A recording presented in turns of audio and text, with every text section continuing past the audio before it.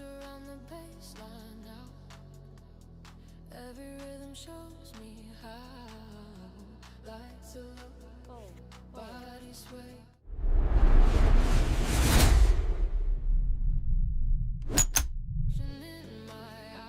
What's up, grinders? Happy New Year. Welcome back. I hope you guys all had a fantastic New Year's and are amped for the year ahead in 2026. I know I am. I've got something special for you guys. We are dual streaming both on PokerBet as well as GG. We qualified through on GG for the Happy New Year $11 tournament, which we got through on one bullet. $1.2 million guaranteed in prize pool. We are already in the money. Sorry, I just got a hand going on here, developing.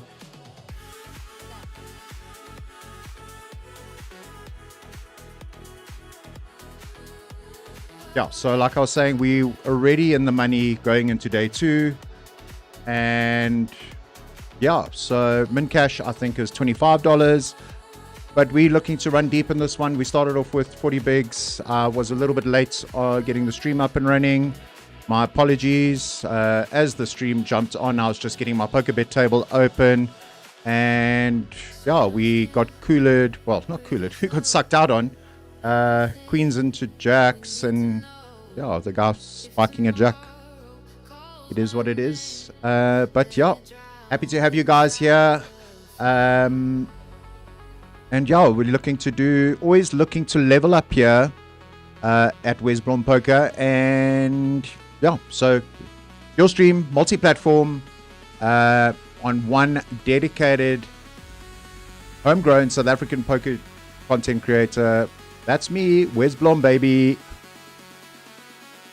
So I have set it up that we will have a single table per platform, and we'll just switch between the two.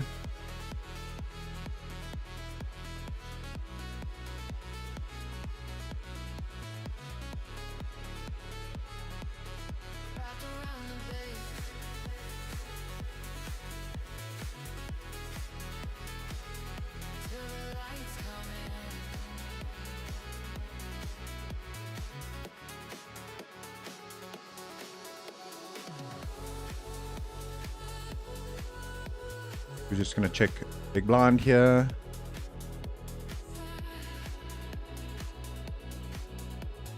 Check that through again.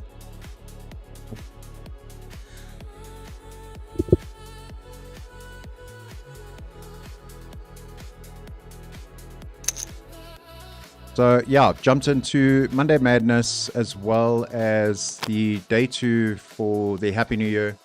Like I was saying, and I just got sidetracked in that hand. $11 day one, multiple day ones in that. And yeah, so we qualified for $11 through there, and yeah, we're already in the money. But generally, when I've got two tables running, I've got them side by side. This one I'm wanting to keep a look cleaner cut, so we've got PokerBet in one scene and GG in the other. Here we are going to raise it up on PokerBet on the Monday Madness.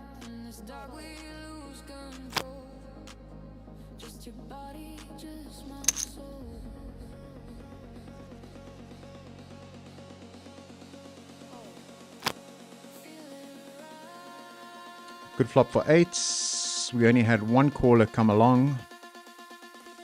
It is wet, but however, I'm blocking the top of the straight. So we're going to fold that out there.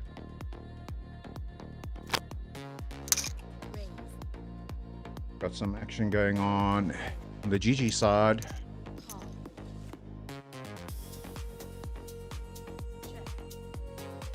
So here it was limped. Another gun plus one. We min click raised. We're going to go for thin value here. Continue telling the story.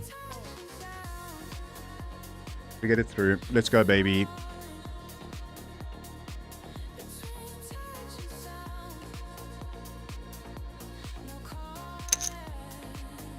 Right, we are on the button with King Queen O under the gun. Devon raising. We're just going to flat here on the button and give Devon a bit more respect than that. GG, we got King Queen suited as well. Yeah, we're going to raise up for 2 bigs. We take that down and we flop top on Pugabet.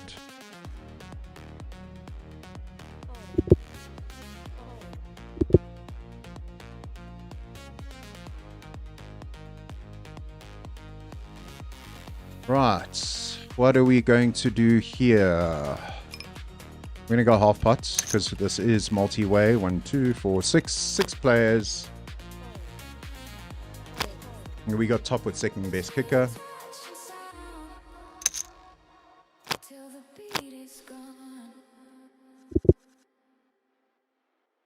Right, this pot's starting to get pretty big pretty quickly. Might as well keep dumping some chips in there. We're losing to Ace King. Pocket nines. Highly unlikely that under the gun's got a 4 in his range.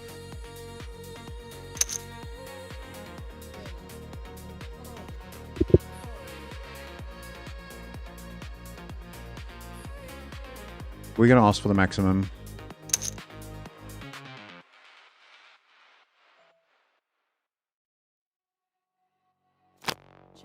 Let's go, baby. Let's go. Check. Check.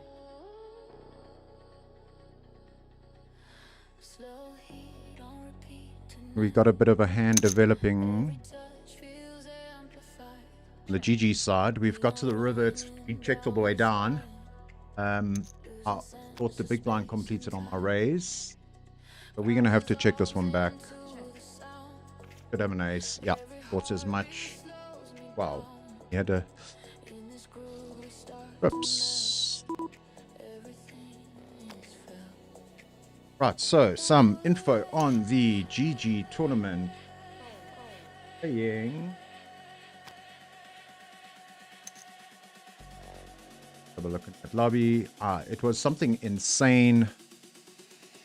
$1.18 million in the prize pool.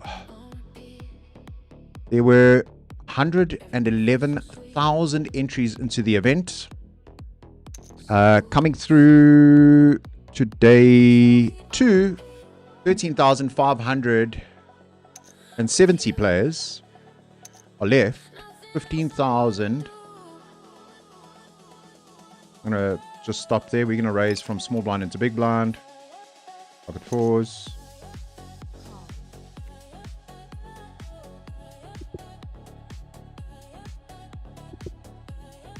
We're going to continue telling a story of strength.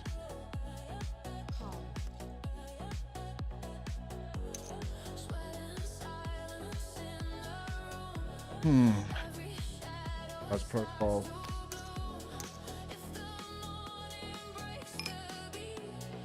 We're going to check back here. I think he does have a thing that beats us.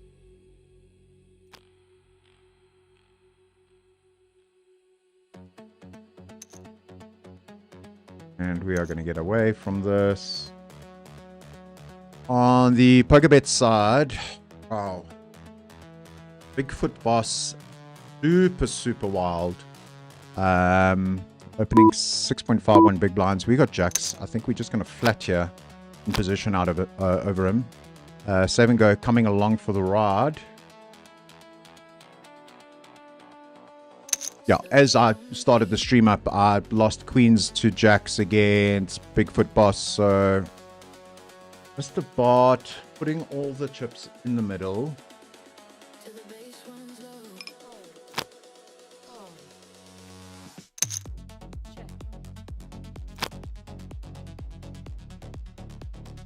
Tough spot for jacks here. Small blind range is going to be very, very polarized jamming there. So we are gracefully going to step away. I think Bigfoot Boss has got pocket 10s, pocket 9s, somewhere around there. Hey, baby. How good are we? How good are we? How good are we? I'm going to give myself a let's go, baby, for the right read there. Come on.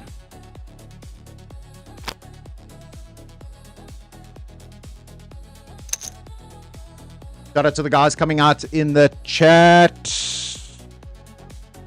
Caden, AJ, your baby. How has Spain been treating you, buddy? I hope you are back in. Well, it's been a very wet Joburg and / South Africa, but probably not as cold as it's in Spain. Well, let's hope you haven't picked up that habit of the siesta.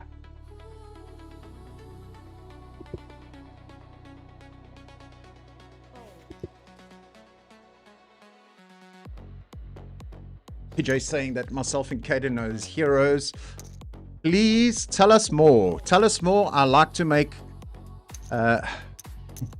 myself feel a little bit special.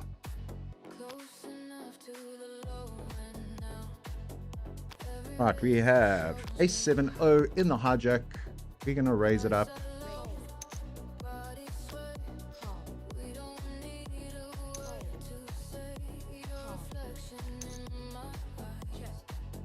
We flop well. We flop well. Gonna go for a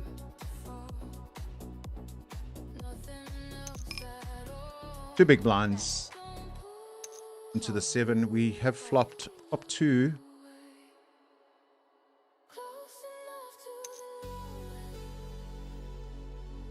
Gonna size up here.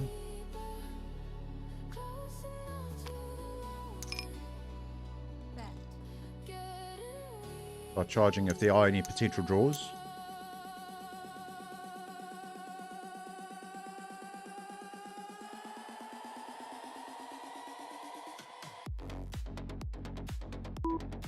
Well, this doesn't leave much for us but to put the baby in.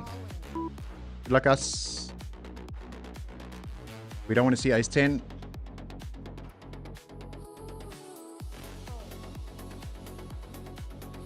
Let's go! Let us go, baby! Let's go!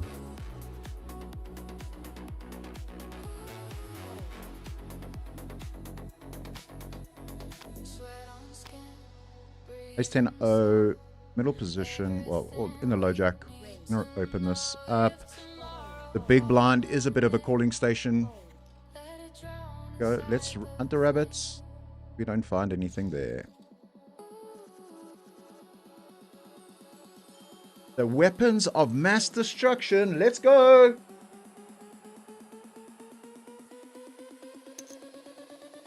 Right. Pocket rockets. Let's go. Small 3 bets.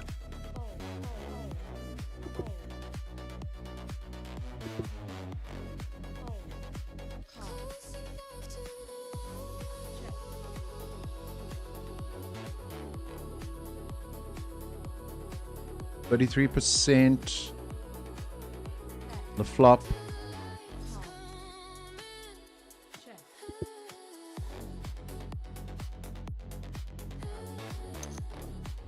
We're going to go half pot here.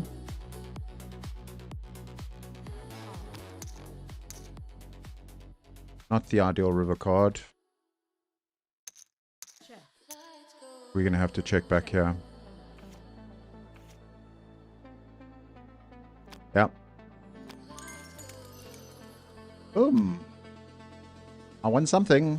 Oh, we have got 13,000 chips into the flip out. Let's go, baby. For playing with the aces. Yeah. Dev coming through on the chat. Good fold. Yeah, dude. My reader was right there on the player profile. Knew you were super strong there. Seven go limping into us. We got ace 3 of hearts. We are going to raise it up. Well, no, sorry. I didn't see max 101.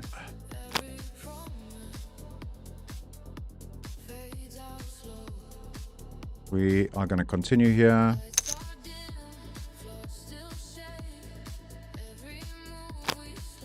We get that through. Let's go, baby.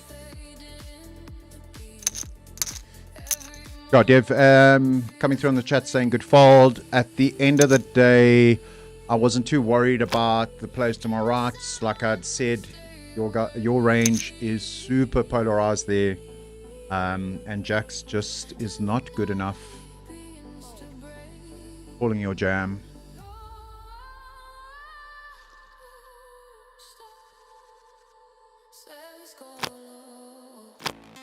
Right, so I was telling you guys about GG.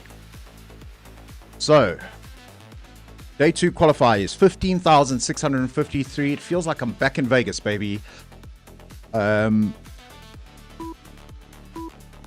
With 12,113 players left in the 12,080 players left in the event.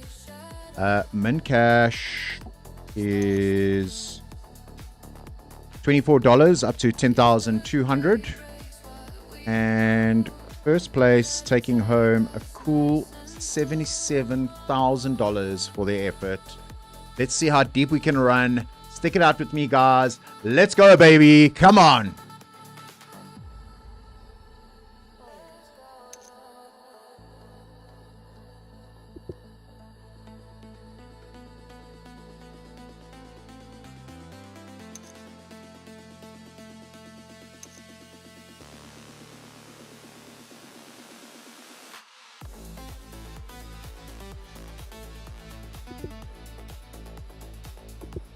So, guys in the chat, guys watching the stream, let me know, have you set any New Year's resolutions? Do you have anything in particular that you are looking to achieve when it comes to poker for 2026? Where's your heart? Where's your head? What are your aspirations? Let's hear them.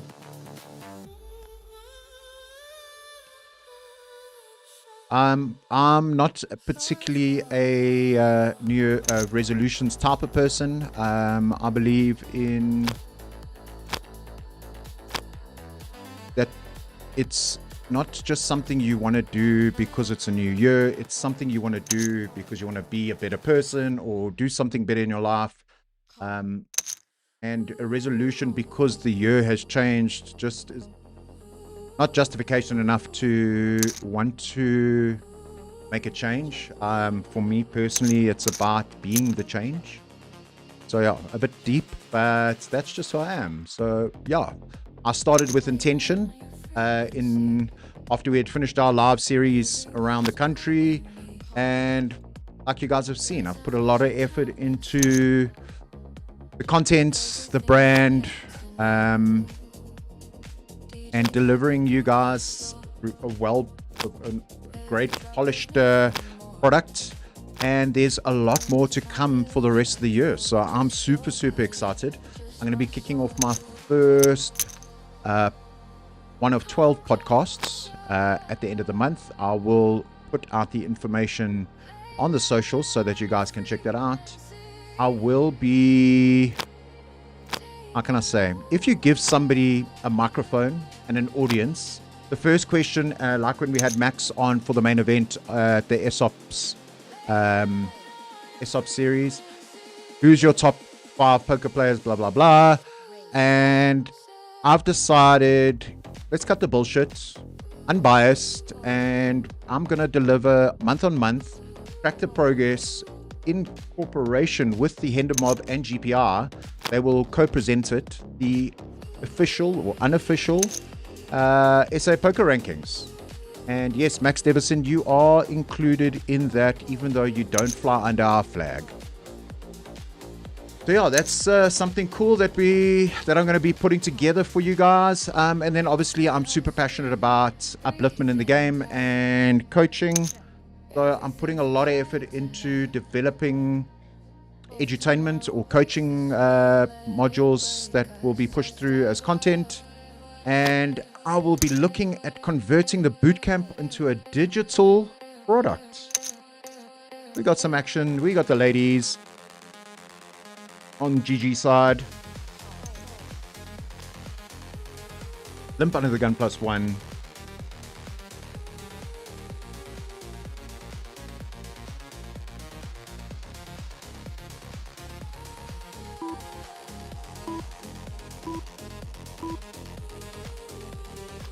We're going to raise this up. We're going to 3-bet here. It was limp. Raise from the button. Flat by the small blind. Bingo. Let's go. Come on. I oblige. Drawing. Very thin. Let's go. Drawing dead. Yo, baby. Let's go.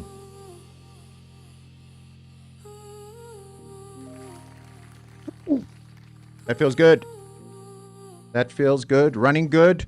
First stream of 2026. Let me know what you guys think. Upgraded a couple of things in the studio. You can't quite see it. There's some aesthetics that we've done. And this mic sounds so saucy. Merry Christmas to me. Happy New Year. Let's go, baby. Woohoo!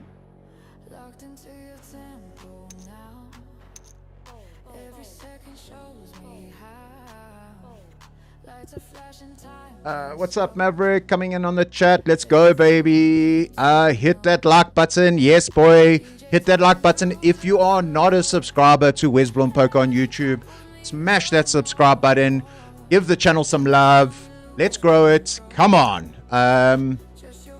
To answer your question, we got pocket nines here on the Happy New Year. To answer your question, I load my GG account with crypto. So from my crypto wallet over to my GG crypto wallet is the easiest option. Right, we have the small blind stabbing. We do have the 9 of spades as the blocker. We're going to flat here.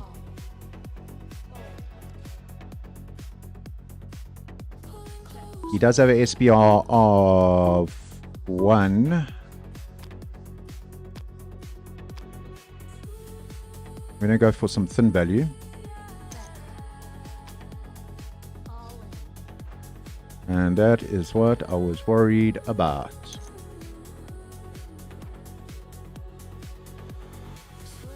I'm going to let this go. Let's see what the rabbit would have brought. No good. Right, back to poker bet. And we have got a super active player in the big blind. We opened the ace-10. I think we're going to see a bit of fireworks here. I think we can start building this pot.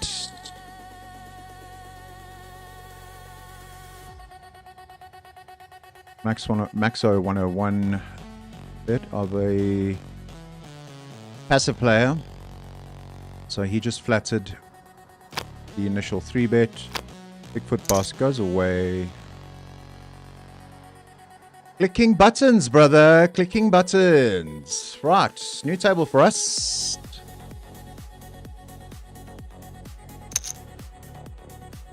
Who do we have at our table?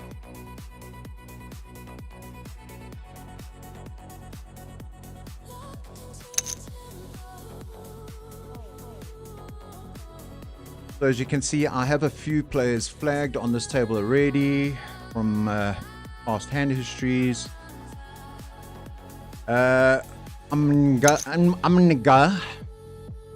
Yeah, got super lucky against me in the Sunday Slam last night. So yeah, let's see what we can. Wow, quads versus full house, like a good thing. Right, we're still not dealt in here, so let's jump over to GG. Jack 4 under the gun, no good. We came through with 65,000 chips. Hello, baby. Hello, 260,000 chips. 86 big blinds. Let's go. Let's go.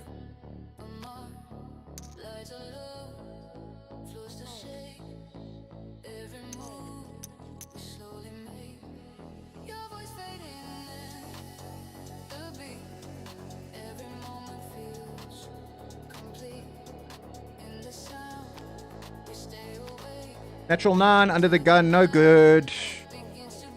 Poker bet world. We are on a new table. We're going to raise this.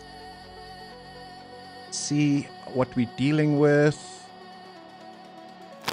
From how people are receiving me moving to the table.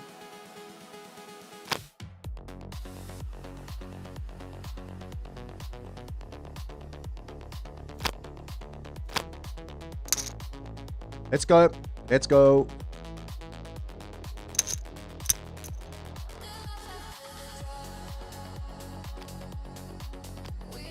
Big blind.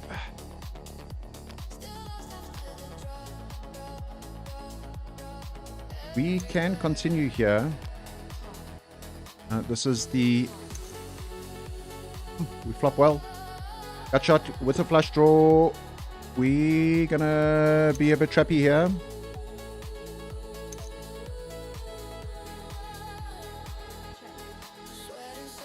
Pink. Let's start building this pot. If the day breaks what we know, let it take us nice and slow. We are losing to 9-10, however. So...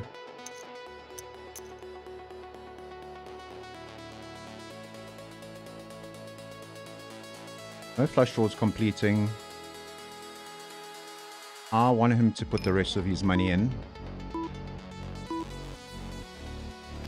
As long as he doesn't have 9-10, obviously. Let's go. We take another one. We take another one.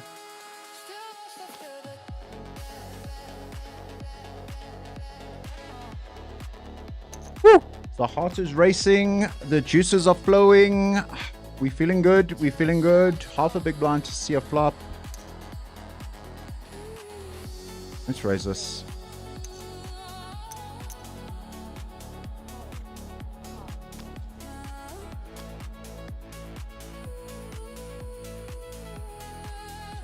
We're going to check that.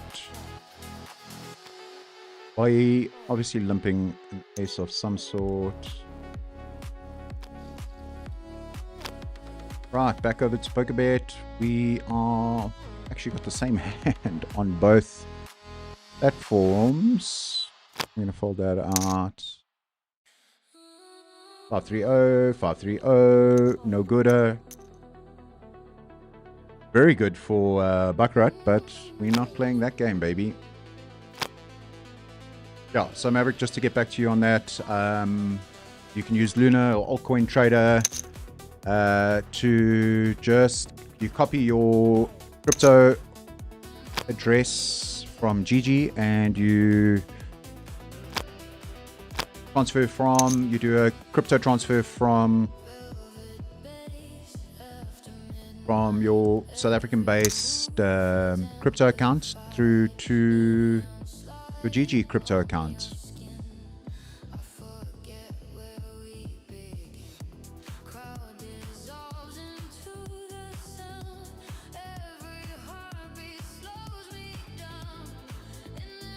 Right.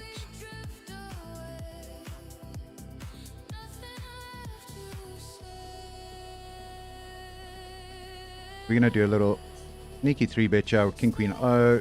Good blocker properties. For the 3-bet.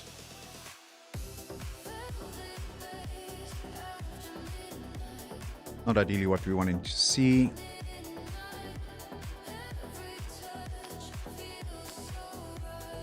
I'm going to fold this out. Bit of flop top. But I think he's got, from a range perspective, Ace Queen, Ace King. Yeah, he's got potentially aces. Played very few hands.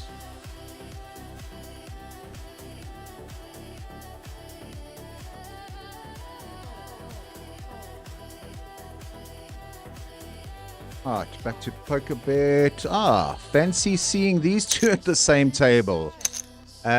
We have Mr. Stephen Courtney and his beautiful partner, Tanith Rothman, sitting next to each other. maybe still sitting next to each other back home playing footsie under the table. Hey guys, what's up? Hope you guys had a great Christmas and New Year's.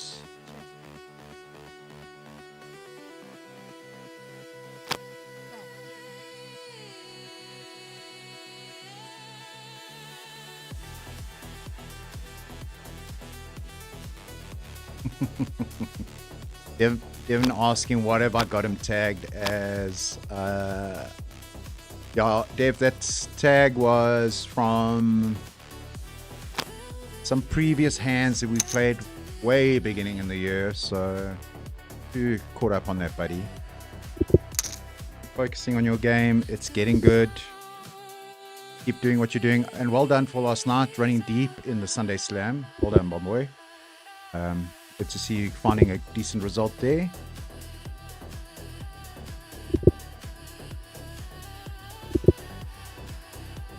Just keep the consistency going, and maybe we get you away from the red tag and maybe to the blue tag.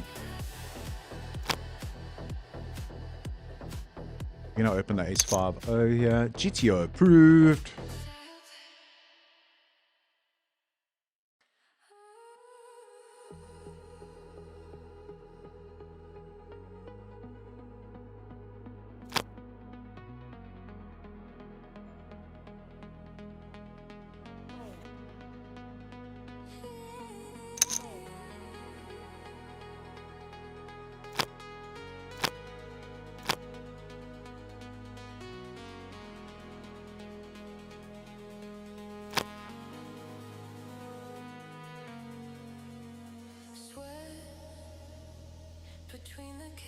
Turn it to the 3-bet, small sizing. Let's continue here.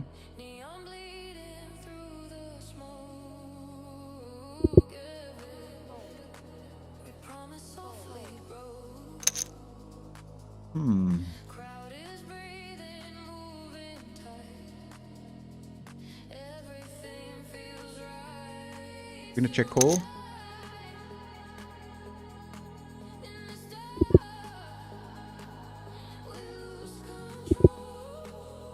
Back. Backdoor flush completes. I have the ace of diamonds. Our kicker has been upgraded. Good night. We're gonna go for a big spin value out of position.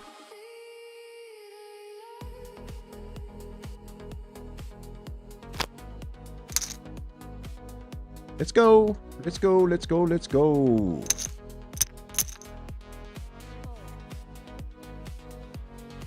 I have also adjusted the delay on the streams to 3 minutes. There's a lot of feedback that I got from you guys last year with regards to saying that interaction between the chats and the stream delay was a bit much, so I've shortened that to 3 minutes. Let me know what you guys think. And if it's allowing for the engagement a lot better.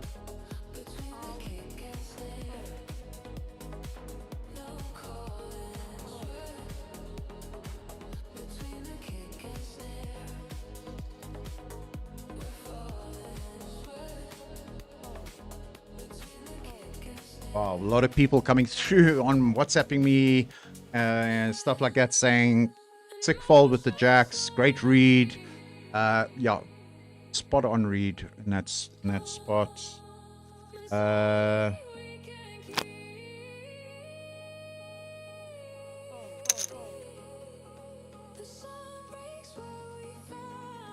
gonna get away from the 8 deuce. Let's have a look, see what's going on in the world of GG. 9,096 players remaining out of the 15,600. Average stack 118,000. Biggest stack 758,000. 190 big blinds. 3x our stack. We are double average. Average sitting at 30 bigs. We got 65. Looking healthy. Feeling good. I like to tell my students, you want to get into a state of flow, and what that means is that your reads are right. You're just feeling and seeing the game like the Matrix, if I can call it that, and that also comes with the confidence. So yeah, just I'm in that state. Caught a bad beat as we started the stream, so you can go back and watch it at the beginning tomorrow. And yeah, but we grind. Ignator opening the button. We are going to get cheeky. 3-bet the King 10-0.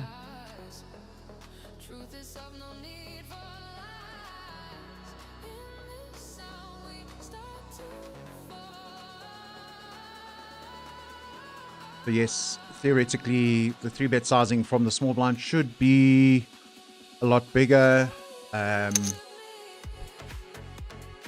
But that was the reason why I didn't want to overcommit. Because we can still get away from this. Save ourselves 10 big blinds. Mr. Courtney could also be up to it.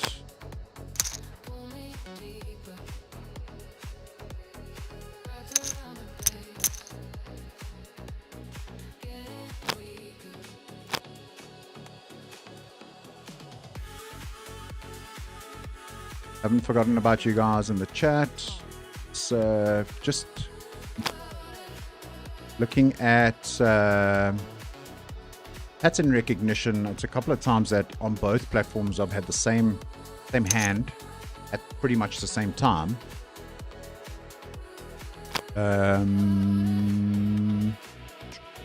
Let's check what's going on in the chat. Ken asking, what do my color tags mean? I'm going to give something away indirectly. And if you follow, it will be completed within the next 3 weeks. If you follow my series that I've been doing around player profiles and archetypes, see if you notice a pattern.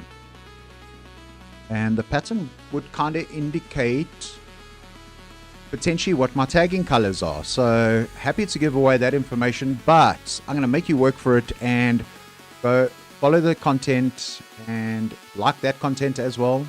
It's on Instagram as well as on YouTube, on the YouTube Shorts.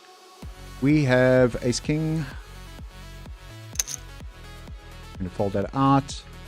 And so my color labeling is then linked to player profile and player behaviors. So yeah, if you pick up you can recognize where that comes from through my archetypes.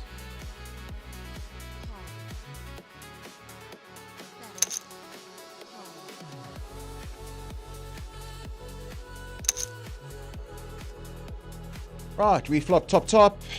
We have had the button defend or complete. We've had the small blind defend. We've had the big blind defend. We do have a spade draw and potentially a straight draw of some sort. We do have the ace blocking there. I'm going to size up. We could go even 6 big blinds here for some protection, but we're looking to achieve some value here. Wanting lesser to call or weaker hands to call. I want to keep in King Queen, King Jack. And if the flush doesn't complete, that is not such a great card because that was around the straight cards we were talking about. But would Mr. Courtney have 4-2? I'm going to keep piling some money in here. 4-2, 4-7, highly unlikely. He could have ace-4. Something like ace-5. But I don't think he can continue there. Potentially on a flush draw.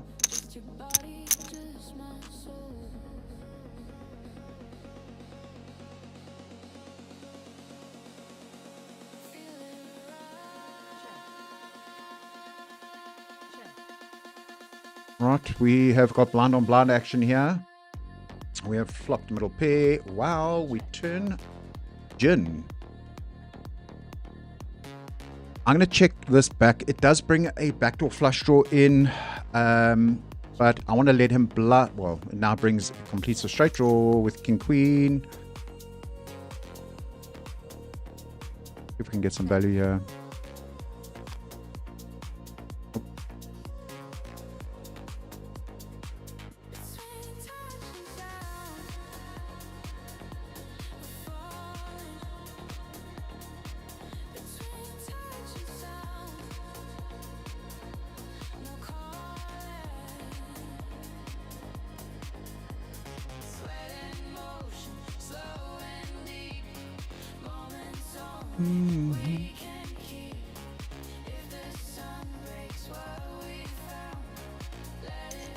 Well, time flies when you're having fun.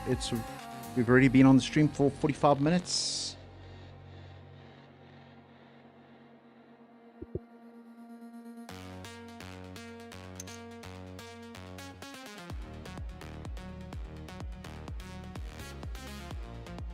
$740, not good enough.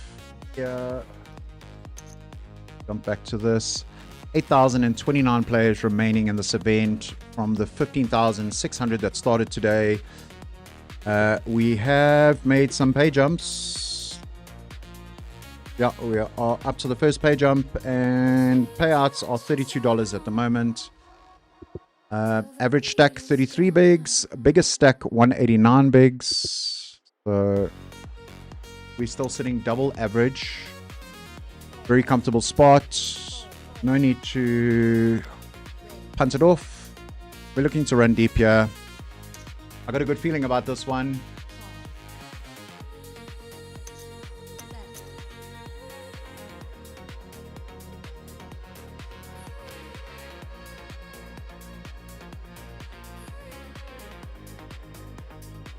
And 7 of diamond.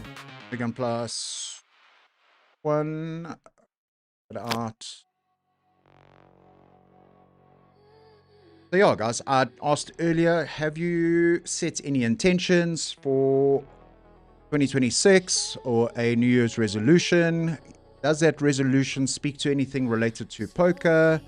Let me know what you guys have got planned for your development in 2026. I think I'm a firm believer that everybody should be working on themselves. It just it helps build the purpose.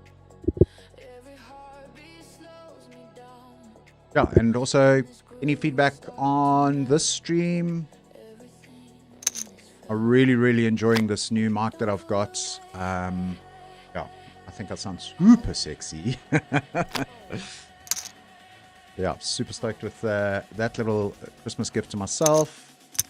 Yeah, I've been on a very steep learning curve since we kicked this off in December with regards to streaming and my content journey. I've enrolled in some content creation courses online. So yeah, I think it's starting to shine through, and you can see the level and the quality starting to get a bit better. I'm struggling with talking into the camera. On the stream it's a bit better because, hey, I'm in my safe space and I'm feeling super comfortable doing something I love. Speaking into the camera around spots or like trying to create some catchy content that I'm still getting used to. But hey, we'll get there. Rome wasn't built in a day, and the WesBlom poker journey, it will be built. Well, it is built and will be manifested into its abundance in 2026. That was my intention for 2026 from a poker perspective. Obviously, I have a few more that are outside of poker and that are very close to my heart. I've managed to spend some very good quality time with my daughter that's come out from New Zealand. I haven't seen her in over a year, and she got to meet her sister for the first time, and it's been super special. We're going to call off with pocket nines. Fair fights. It's a flip. No good up.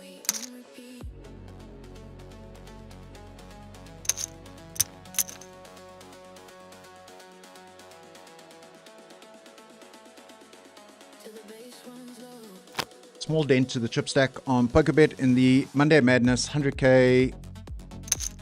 Not much been happening on the GG side. We still got more chips in what I'd spoken about earlier, but the price of poker has gone up, ladies and gents. Blinds are level 7. Blinds are 2,500, 5,000. We got 51 bigs. Average stack is sitting at 29 bigs still. I don't think 10-9-0 is good enough to call. Let's hunt the rabbit. Let's see what we would.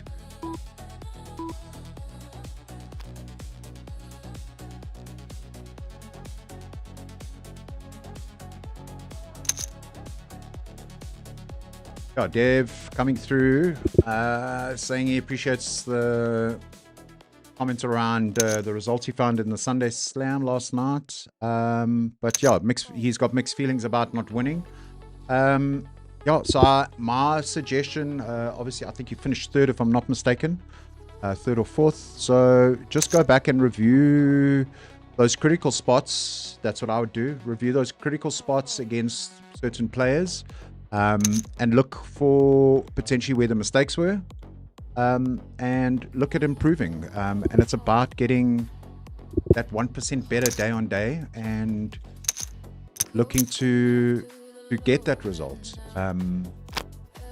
Poker's an unforgiving sport. You can play the best poker at the table, but unfortunately the cards, just the variants, do not allow or guarantee that you're going to find those results that you're looking for.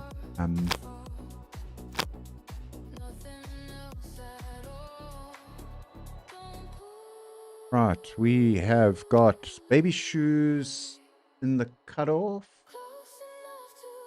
against the under the gun open. Player hasn't played much hands, so we're gonna fold out here.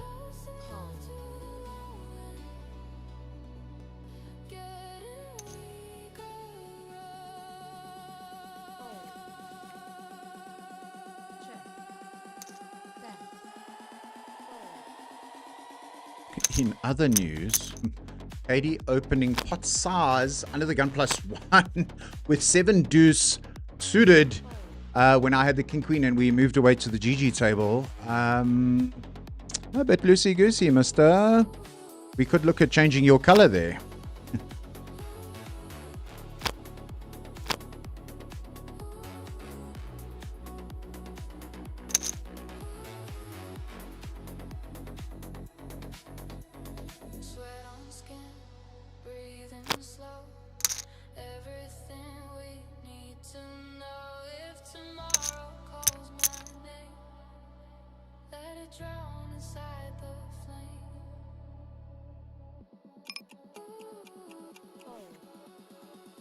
Ace queen O, the hijack.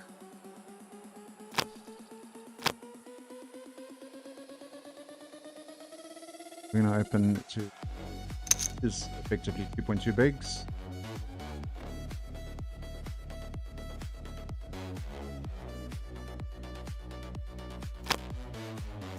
Come on, guys, let's hear you in the chat. 16 concurrent viewers. What is up, guys? Really awesome to have you along for the first stream in 2026. Much appreciated. We're going to look to run deep in both these events. I think it's time we get ourselves, and I was just speaking about that, finding a result, but for me, I have micro results within a tournament. So it's about building the stack through to late reg.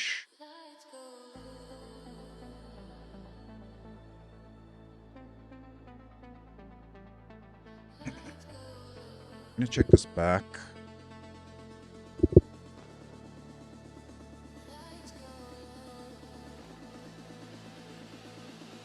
Caddy could have a very, very wide flatting range here. Double paired board. See what he does. I think I'm gonna go for.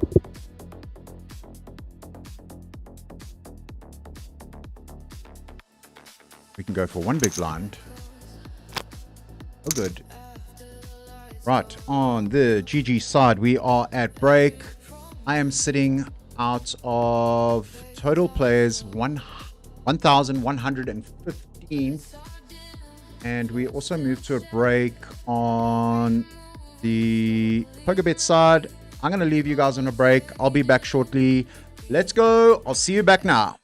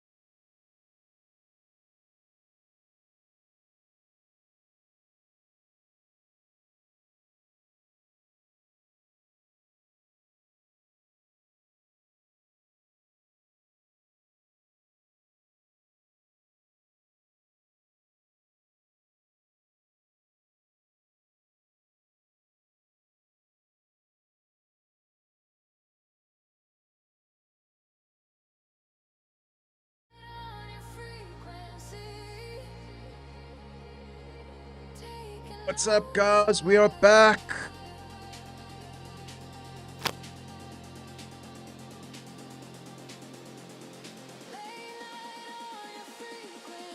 Freeze on the gun plus. We are still in the Big Ridge. Open here.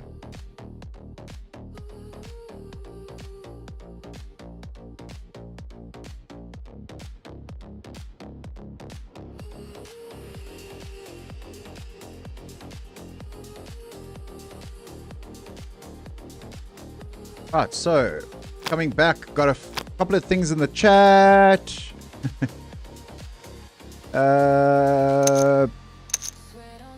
PKT AA saying Katie is a major fish, doesn't have a clue. Yeah, look, I think Katie plays his spots against and has got a image that he leverages. That's my personal opinion. Devon's coming and saying yes, overbluffed. He's just getting back to me on what we were saying around reviewing what went wrong in the final table on the Sunday Slam. Overbluffed a few spots, 3 hands. Stories didn't make sense. Got snapped off. Fatigue. Yeah, fatigue is a critical factor, and that's something we need to manage as poker players with the hours that we keep, especially if you have a life outside of poker. I run a business, and I've got a very young family, so yeah, managing that fatigue is critical. So yeah, just managing the fatigue would be, and I know this is going to sound counterintuitive,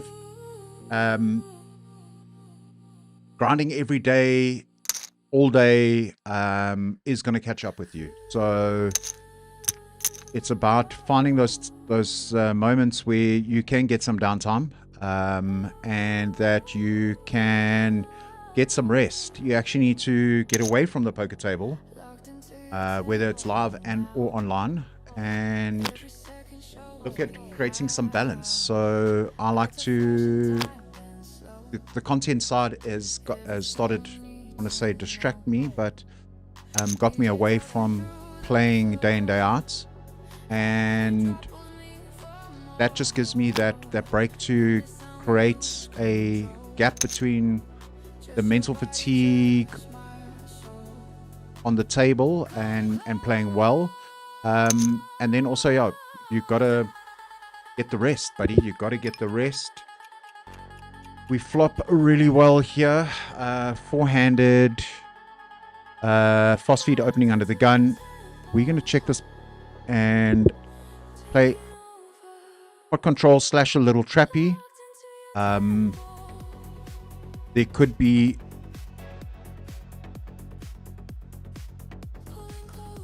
an ace-10 out there. Stephen Courtney going for 3 bigs. I'm covering both these players, and this was the reason why I said we're going to play a bit of pot control but / trappy, and want to deny equity on the flush draws, but because they're both short, it does make sense for the player to call for the flush draw. I'm looking for worse to call me. Ace 9, Ace Jack, Ace 8, Ace 5, or the gut shot. Boom, baby. Let's go. Like I said, looking for worse to call. Yeah, Dev, so just getting back to managing the fatigue.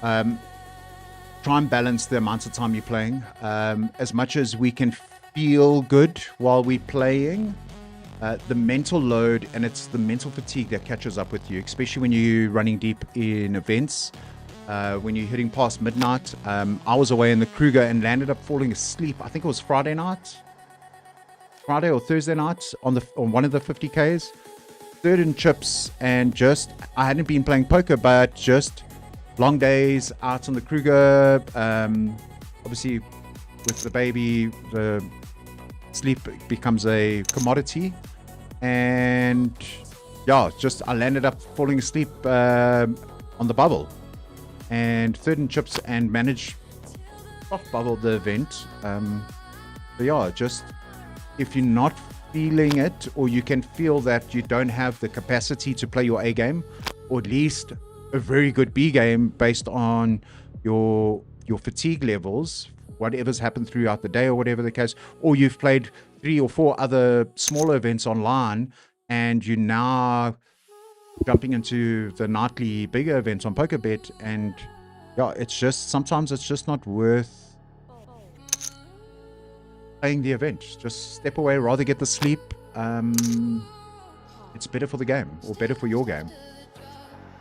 Jared coming through saying enjoying the stream, hopes I build a huge channel. Brother, I really appreciate it. Yeah, I also hope I build a huge channel.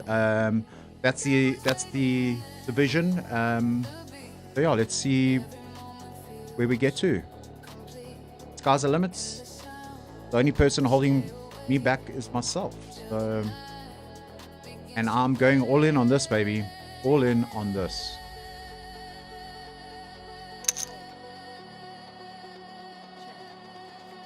Oh, so sorry, Dev, very long-winded. Happy to pick up a conversation with you offline. And yeah, or if you pick it up with your coach, I know you've been working with Clarkson, aka Starfire on PokerBet. Have a chat with him. But yeah, for me, the quick wins there is balance and manage, and just being self-aware. Being self-aware of, do you have the mental capacity, the load from a fatigue perspective, to, if you do run deep, that you can sustain it. Otherwise, you're literally just burning EV, burning your bankroll. So yeah. Mark asking, do I prefer registering or playing from the start of a tournament? I loathe playing level 1, 2, 3, 4, especially online. So I will always register a bit later, where a single starting stack is worth 50 big blinds, and navigate my way from there. Or alternatively, if my schedule doesn't allow for it, I will then max late reg on the bigger tournaments, so like the Monday, Wednesday, or Sunday events. And it gives you a decent amount of big blinds. I think it's 35 big blinds in total. So yeah, decent amount to play with.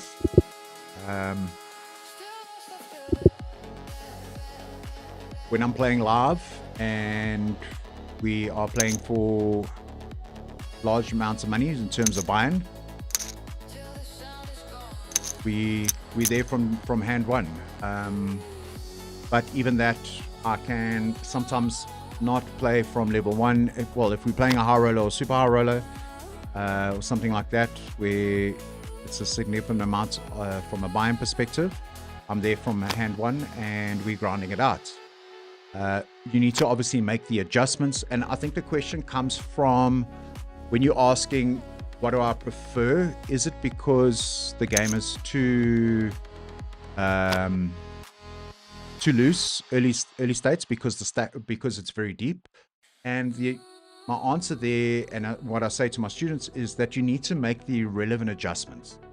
When you're playing deep stack and it's 100 maybe no ante, or 100 in a live sense, 100 ante, you really want to be tightening up your ranges, not be getting too loose in early position. Early position, you're wanting to play tight.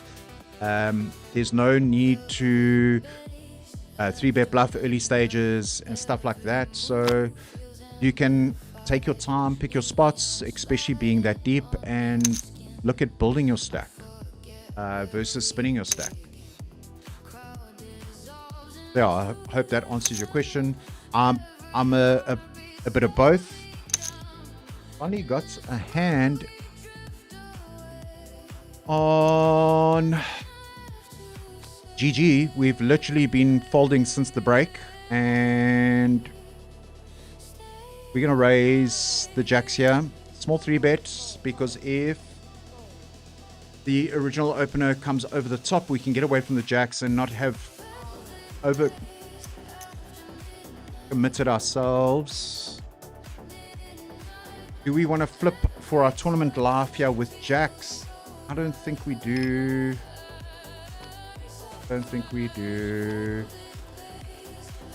I think he had ace king, ace queen, something like that. back to poker bet. We got the church, baby. Ace king suited, your baby.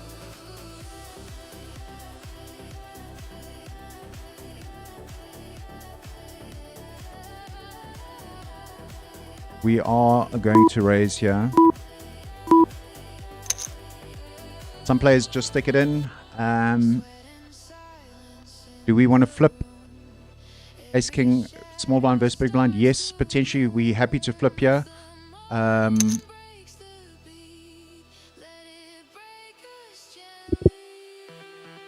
But we are playing against a very competent player in Plutos.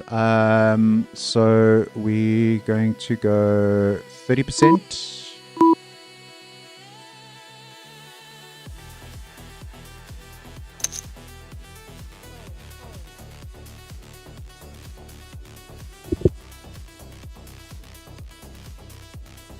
So he's checked back. His SPR sitting, his stack to pot ratio SPR sitting at pretty much 1. I want to still continue extracting as much value as possible. So again, 30% here. He could have some of the 2 pairs. The front door flush does complete. King 10 does get there.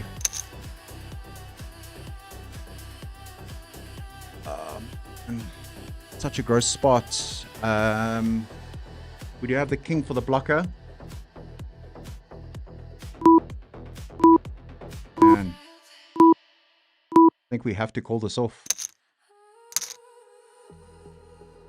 Bluffing! Bluffing! Bluffing!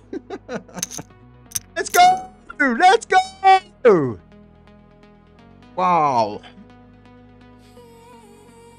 Wow. I think, yeah, so playing that back quickly in my head, he's got the 10 for the missed straight. I'm just going to quickly break that hand down. He turned bottom pair.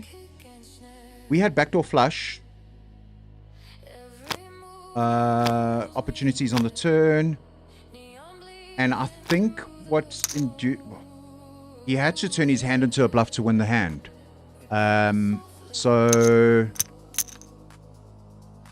look, very good line there. Just check call. He does have all the 2-pair combos, especially raising from the small blind. Like I said, very competent player. And he does have a lot of the bluffs there. Yeah, it's can't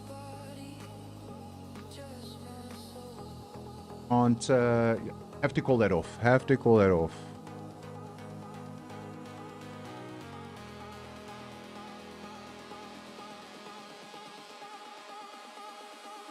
Ooh, let's go.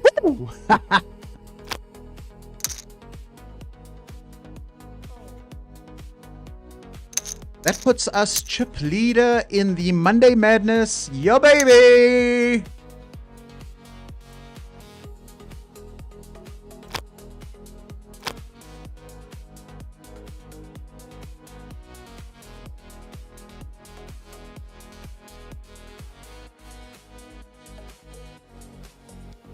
I'm going to raise the Queen 10 in position here.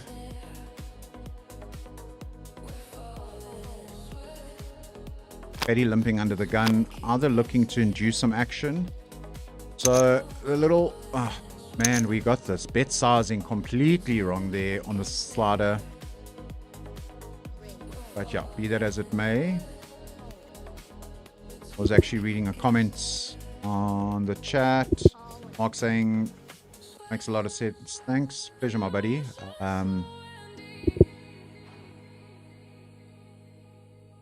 That's what I'm here for. You entertain me. Well, you stay engaged in the chat. I'll answer your questions and try and make some sense out of it.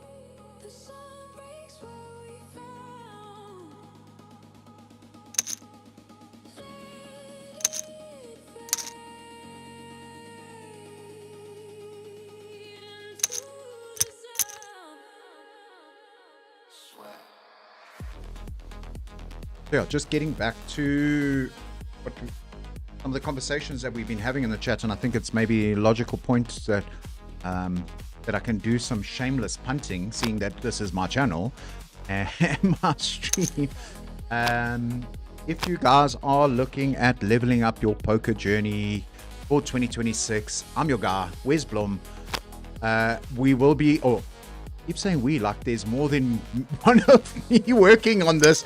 I will be running boot camps come end of January, 31st of January and 1st of February will be the first boot camp for the year of 2026.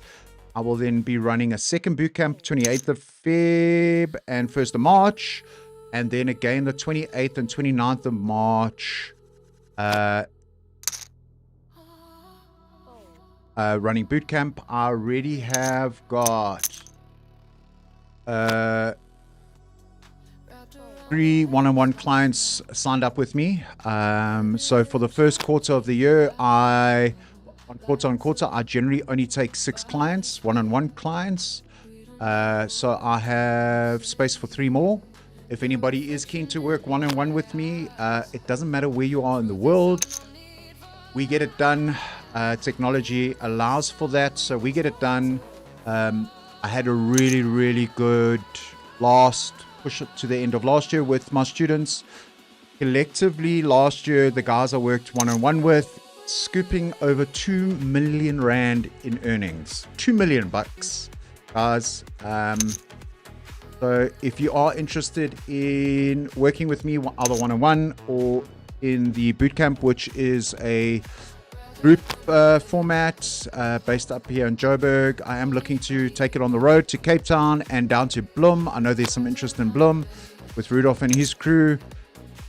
Yeah, hit me up on my socials. I do have a WhatsApp community that you can get in on the action and be a part of. I was sharing like teachable moments on there, and I've now moved that all over to my socials, so on Instagram and YouTube Shorts. And I will be looking before the middle of this year to have the Grind Bootcamp online as an online course available to anybody anywhere in the world. Nikki's Martin coming through. What's your default thought process when going card dead for an hour? Right. Teachable moment here, guys. Good question, Nikki's or Martin. Also, Martin, guys, was the wizard that produced the Millionaire and Grind. So if you haven't seen that out, before I answer his question, go check that out on my YouTube channel. It was a docu-series, reality docu-series around the grind at SA Poker Open last year. Yeah, some really, really amazing contents there. And yeah, I think it relates really, really, well, it sits well with poker players because they can feel the pain of what it goes through.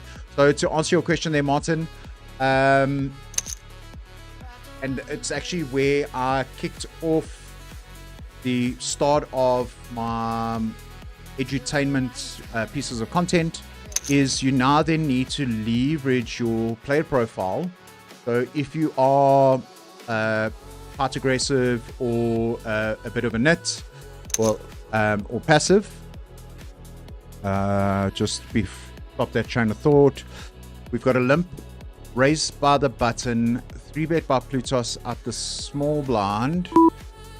5s are no good to continue out of position here. Yeah, so to get back to it's about then using the state of being card dead. So stack depth, stage of tournament, and your player profile of what the players think you are at the table. If you are a super overactive player, so a loose aggressive player, and you retreat back into your shell because you card dead, that's a telltale sign, because the loose aggressive player should be mixing it up and being very wishy-washy, or being unbalanced. If you are playing tight aggressive poker or somewhat on the nit side, and if you are a nit and you are card dead or just being a nit, it's very difficult to determine from an opponent perspective. So the point I'm trying to get across is that you can then leverage that period of being card dead and use that to your advantage, because if you haven't played a hand in one rotation or 15 minutes or 30 minutes, and the hands that you have been playing, you've been showing a lot of strength at showdown, you can then use that to your advantage and leverage the perception at the table and start opening a little bit wider or 3-betting a little bit lighter to get some momentum back and still keep your stack ticking over. Hope that sums it up. It is a bit, I've got a lot going on here, but that is the very long, short story of what I was trying to get through. So it's about leveraging the perception of playing tight in that specific time frame, and then allowing, or then in position or in certain spots against certain weaker players, looking at taking advantage of the perception of now being tight and not playing as many hands because you are card dead, and 3-betting a little bit lighter in certain spots or raising a bit lighter in position to keep the stack not just diminishing and shrinking, being blinded out. Cam coming through. How's it, my bro?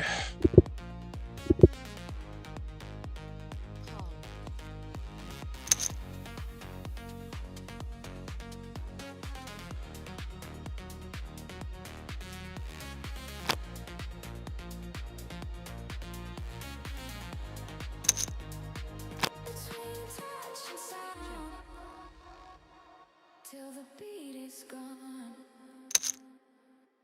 Yeah, guys, much appreciated you coming through and joining me on this, my first stream for the year.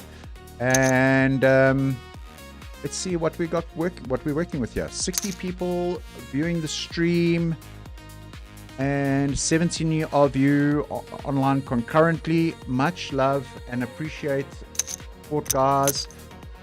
If you've got friends or girlfriends or parents that have got nothing better to do at 9:30 on a Monday, share the link with them. Tell them to hop on. Spread the love. Let's grow the channel. Right, I'm just going to switch over on the GG side here.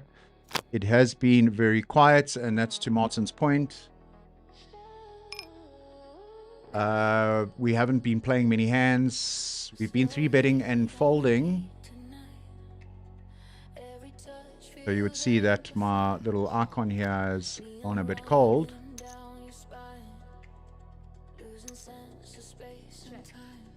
Let's check this back.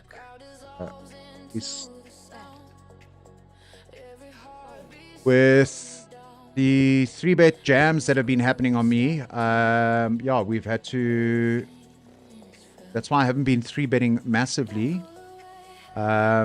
Just from a chip preservation perspective, and also player tendencies on GG is they will stick the money in light and not looking to flip with blackjacks like we had previously. Where are we sitting? Wow, guys, we are down to 4,600 players out of the 15,600. Average stack is 29 bigs. We are sitting on 14.5. We got some work to do here.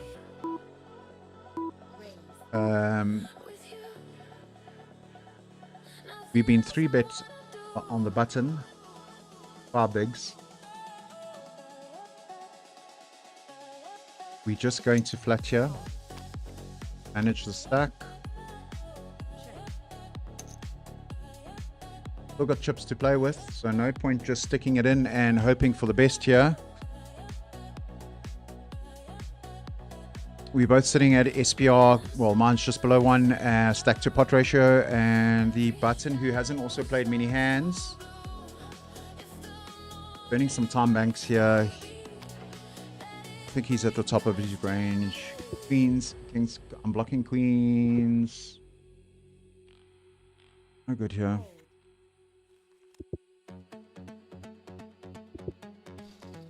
Yeah, so to Martin's point, we have literally been folding and being rejammed on the GG side, which has dropped our chip stack down to 92,000, and from the 260k we had. So yeah, we've been somewhat card dead, or just running into top of range against our opponents. 4,500 players left in the GG event.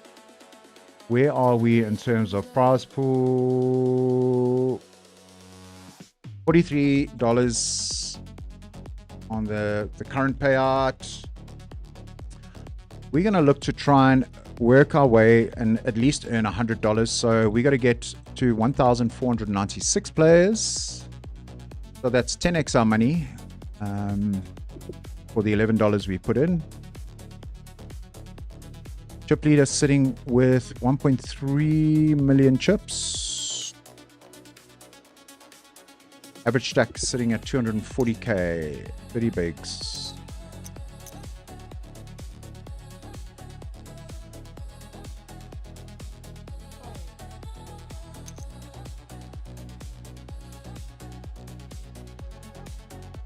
We've also been a little carded or a bit quiet. We are on the last level of late reg on the Monday Madness, sitting fourth in chips. We won that big pot with the Ace King and been quiet ever since. So let's see if my theory holds water and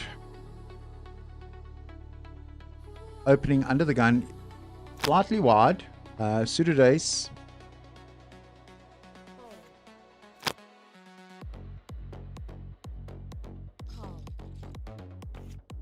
Yaku, your baby, coming in on the chat. Let's go, boy.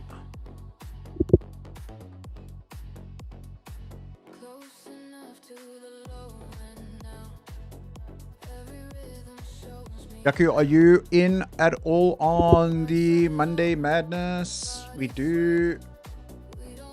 For what it's worth, pick up some showdown value, pairing the two, not the card we're looking for. It's just myself and Stephen Courtney involved in the hand. He just flattered the raise from under the gun. We can just get away here.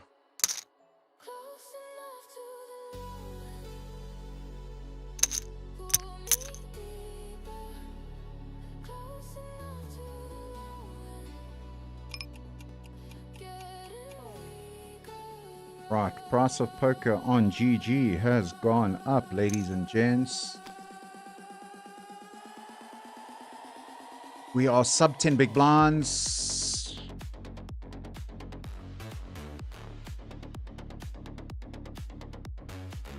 Yeah, not sure.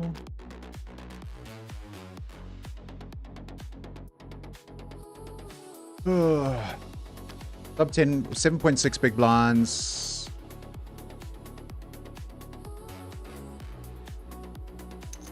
On GG, we need to find a spot to find a double. Stay alive in this event.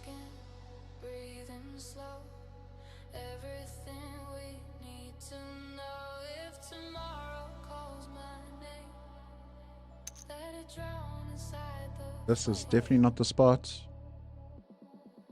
So for those that don't play on GG, the guys with, let's call it the little logo around their profile, looks like a star banner. Those are guys that have won a GG event, a specific event. So have got considered really good players and noticeable winnings. So I think the player to my left, player to my left on GG has total earnings of $465,000. And of Fuites. In better news, we have the church again in the small blind. Last level of rebar. 2 minutes left of this level. Level 12 is generally the action level when it comes to rebar tournaments. So let's see what unfolds.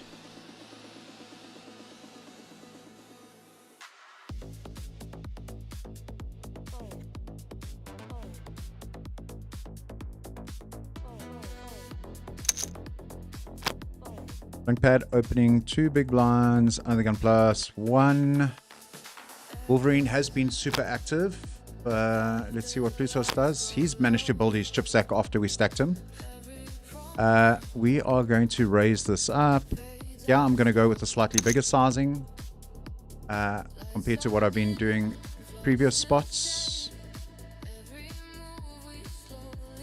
Ring pad only got 20 big blinds behind.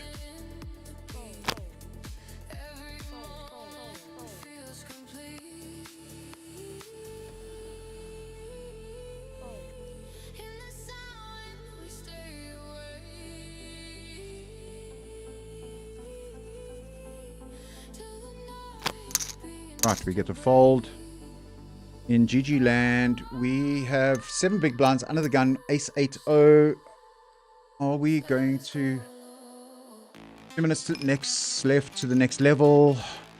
I think this is a bit too light under the gun, so we're gonna step away from that.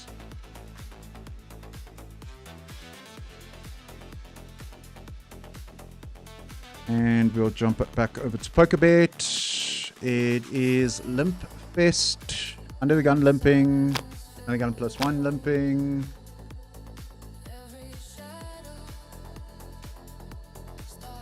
We're going to raise 9-8 of hearts on the button. In position.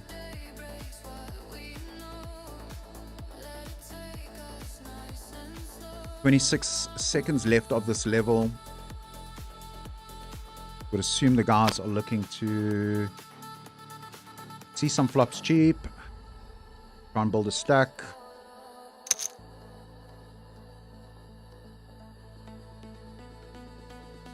Big blind.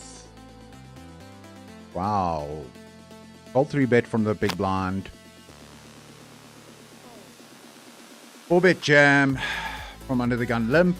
We can step away from this. We're obviously testing the strength of their range. To the gun.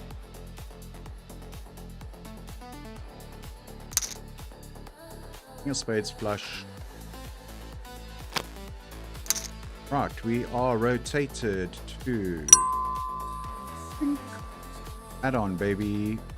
Right, in other news, we finally have a hand worthy of putting the chips in the middle.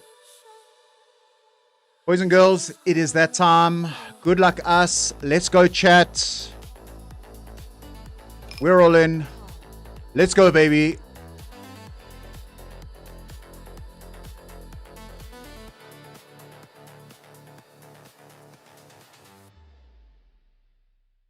Been waiting for a spot. This is our spot. We're good. Not even a redraw. Can the turn improve our hand?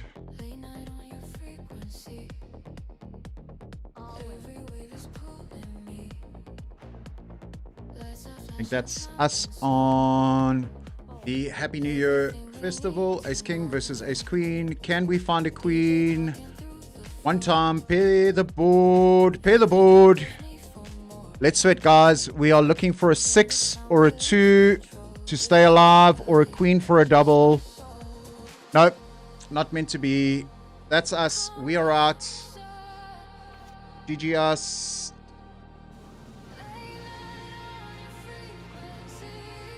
Look, out of 111,000 players, I'm going to take coming 3,800.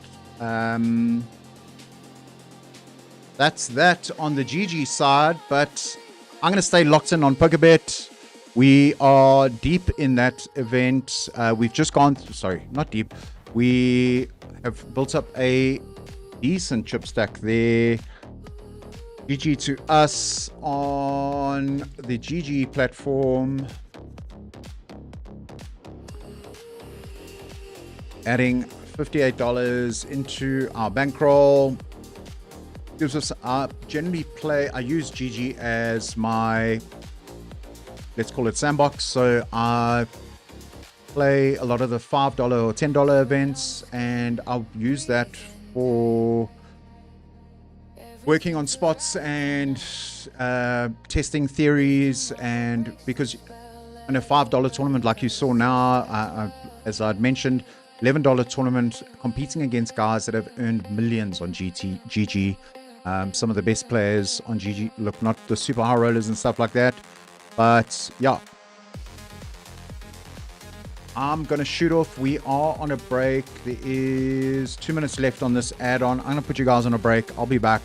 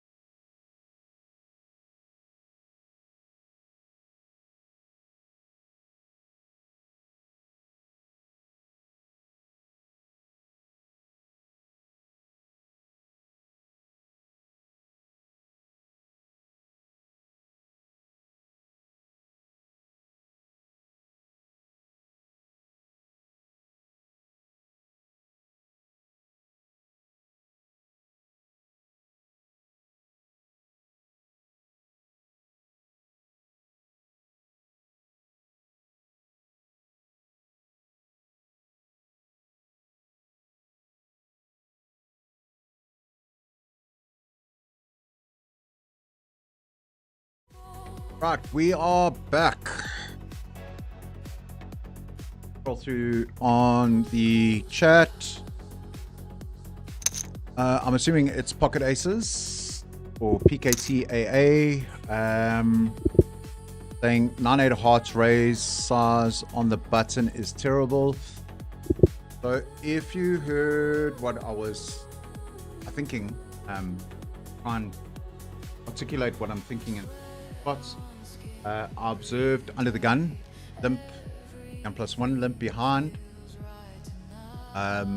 Looking at that player profile and the player behavior, they could be limping any ace, or they could be limping on top of their range. Like I said, was in the last 30 seconds of the late reg, so they were looking to generate some action. My thought pattern there is put in a small raise. My stack size, my stack does allow for it or can support it. Put in a small raise. Let's ask the question, because that's what poker is about. It's around gathering information, because it's playing a game with the information available to us. And yes, put a small raise there, and let's see. Put some asked the question around how strong his range is. We saw the big blind come with a fold 3-bet, and then it was a 4-bet jam. So I got the answers that I was looking for. Yes, I could limp the button there. That's also a plausible. I could fold. That's also acceptable. But yeah, I had the feeling that he was pretty strong or top of his range. And the 3 big blinds was just a test. Asked the question, got the answer.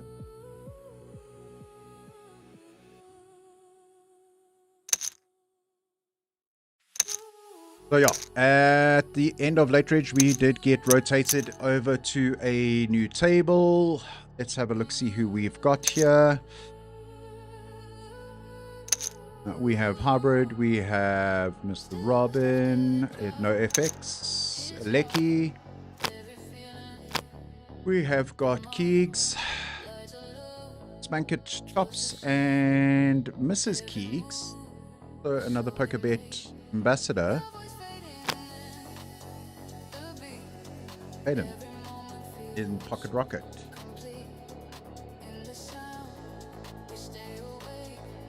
Oh, so just going back to your statement or your comments in the chat around it being terrible.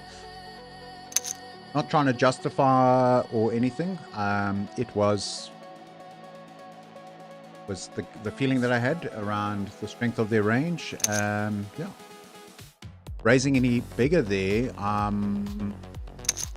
obviously then folding out if I'm raising up to 5.5 big blinds on the button, which would be potentially the standard sizing there if I was going to raise.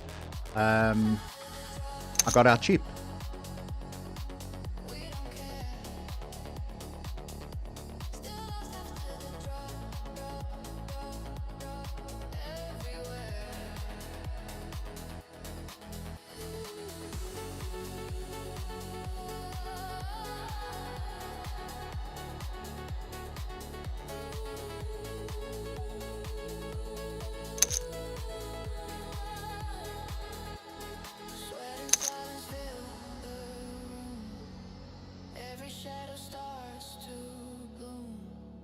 If the day breaks what we know, let it take us nice and slow.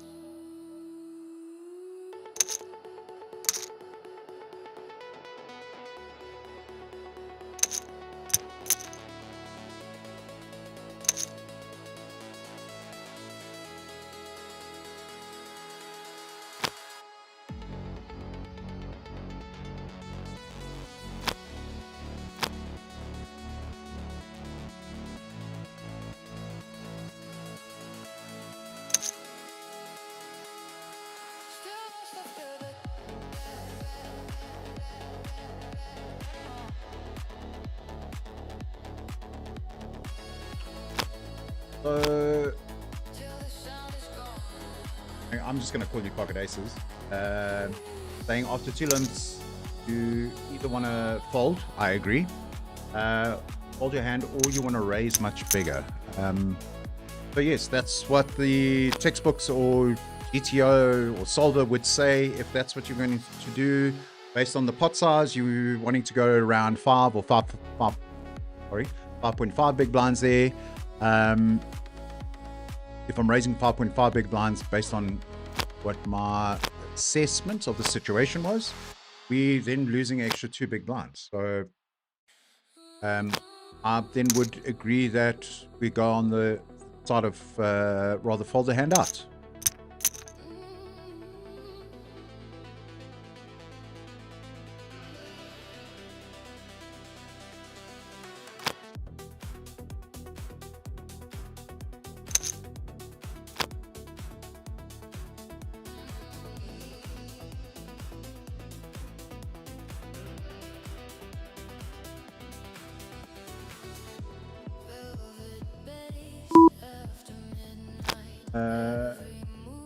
Listen, got your handle right.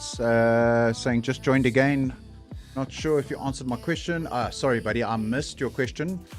Around how do you load or withdraw on GG? I did mention this earlier. Somebody else did ask it.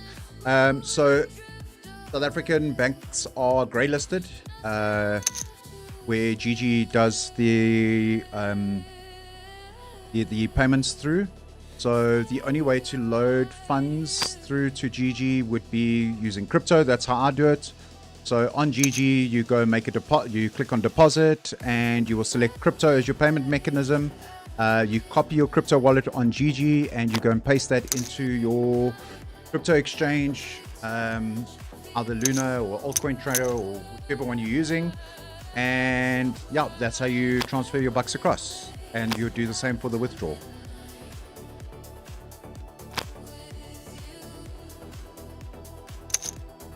Yaku saying he's not playing tonight. Started working today. Or probably play a couple to start for Cambodia in 2 weeks. Wow, buddy.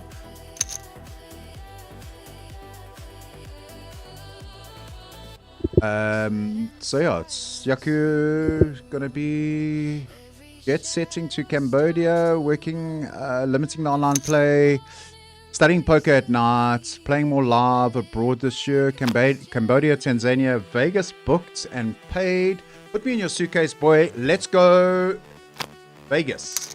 Oh, I've still got my diamond card, by the way, Yaku, for Caesars, so I can hook us up with some really cheap accommodation. If you can deal with my snoring, yeah. But I'm also on the same page where I'd like to get in a bit of travel from a poker perspective. Vegas is always, after going last year, something that I would love to go back and play. Went there very wet behind the ears from a poker experience, skill set. So yeah, would love to get back there and play those massive fields. It's something I really, really enjoyed. But would also look at trying to get in through a satellite with the PokerBet boys to Aussie Millions this year. That's their destination.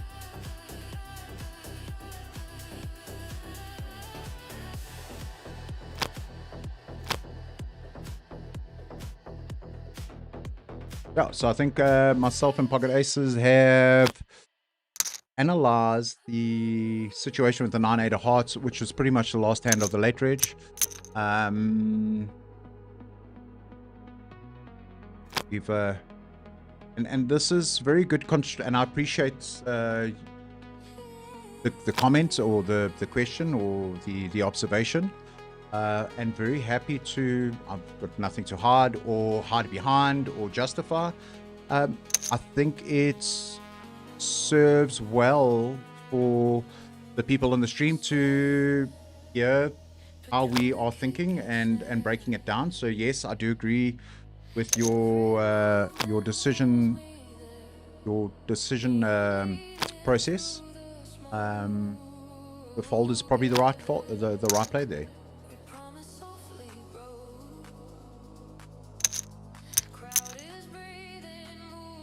Yeah, guys, don't be shy to call me out on my bullshit. We can have a conversation about it. We're all adults here. I don't by any means think I'm a guru when it comes to poker. Been on the poker scene for going on 3 years now. I do believe I've put in a lot of work when it comes to studying. I am not solver proficient or a GTO expert by any way, means, or shape. I would say my playing style is like grinder mentality, so slow ball, small ball poker, and I got a good feel for the game and can read situations pretty well. I think that's just an innate skill that I have as an individual, and yeah, just always looking to get better and better and better. And I think steel sharpens steel. So yeah, if we can constructively talk things out, even though it's not face to face and it's over the chat, I'm really, really appreciative of the engagement and how we can look at things through different lenses, because certain situations, there's not always one right answer.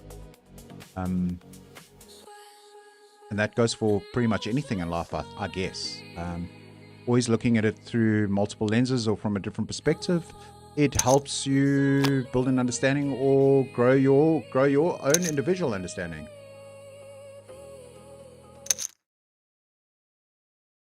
After hours, doors are closed. Got another person coming through asking me, what do my labels mean? We were chatting about this earlier, right in the beginning of the stream. So I'm not going to give away my labeling system. But what I am going to give away is, if you have seen some of the new content that I've been working on just before Christmas in the new year, I've started putting together a series around archetypes and player profiles.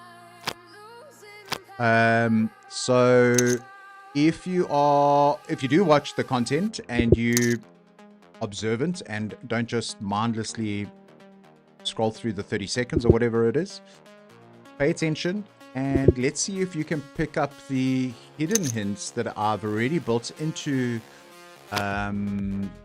those pieces of content, which might lead you to understand what my labeling is about. So my labeling is around player archetypes. It's a personal labeling system that I have, and yeah, let's see if you can pick that up and we can hash it out over some future streams.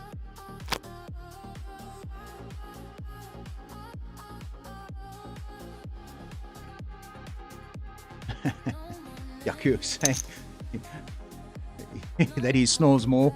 I don't know if you guys can see this, but I own a pair of Soundcore sleep pods that I sleep with. So yeah, but if we're gonna bounce a room in Vegas, the rooms are big enough. I've got some ear protection for your noise pollution. Happy to bring those costs down and use and abuse that diamond card that we got when we were in Vegas last year. Yeah, also very keen to see you and get around the table and battle it out in the real world, in IRL. And wow, I've been talking so much nonsense that we've missed a couple of big monster hands. NoFX, when we started, had just over 100 big blinds. I want to just go see where it went south. I guess it was against Spankit.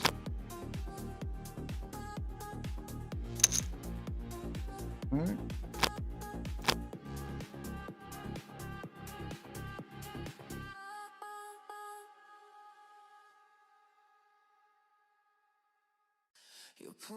Oh wow, big hand with Hybrid and Aleki, who we've also lost. NoFX having pocket nines, Hybrid having ace jack, Aleki having jack 8 of hearts, flop 7, jack 9, NoFX flopping set. Then turning a full house with a jack on the turn, and Hybrid rivering a bigger full house, jacks full of aces.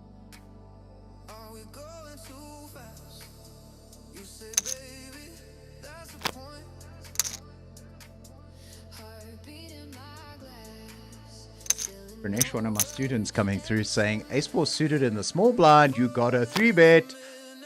Yeah, it is a 3-bet candidate hand at the small blind. Not again me justifying, but looking at the players on my table, if I had to make it 10 big blinds there, I'm still getting 3 callers. So we just flat out the small blind, look to flop well, lose the 1.5 big blinds if we don't flop well, and because we ultimately playing that hand out of position. Even if we do 3-bet, I don't think we're getting the 3-bet fold there.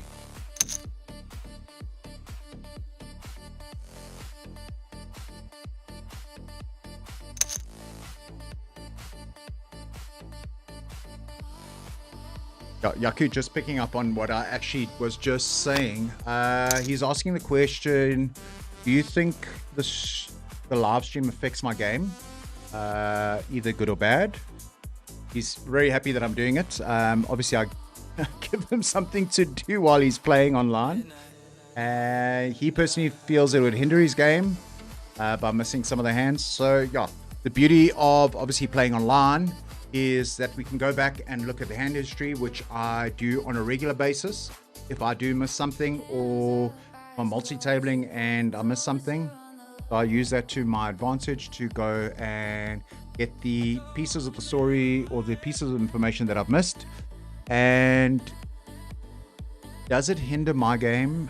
Personally, yes, I'm putting myself out there. There is the probability that I am opening up the insights of how I play.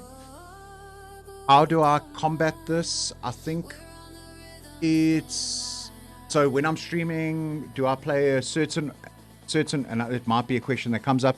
When I'm streaming, do I play a certain way versus when I'm not streaming? That I'm not going to give the direct answer, but I balance it out so that the perception of how I play on the stream versus how I'm playing when I'm not streaming, I try and maintain a balanced game. But I just, me as an individual and as a poker player, I just try and play good solid poker. So if the spot allows for me to step out of line, like I've done on the stream, I step out of line. If the spot is not something that I feel comfortable stepping out of line, it's not because I'm on the stream, it's because of player profiles, hand histories, stage of the tournament. All these factors come into play before I decide on my approach or the route that I'm going to take with the line that for that specific hand. Pocket Aces saying the diamond cards expire, unfortunately, while we're on a break. Let's check that out. Yes, I would agree that you downgrade on status. When I checked for this year, if I wanted to go for the whole of July, I only had to pay for the weekends. So I think we punted enough in the casino. Myself and old Mullies punted enough in the casino to, I think, at least keep platinum. But yeah, with all rewards programs, the less you are investing in the environment,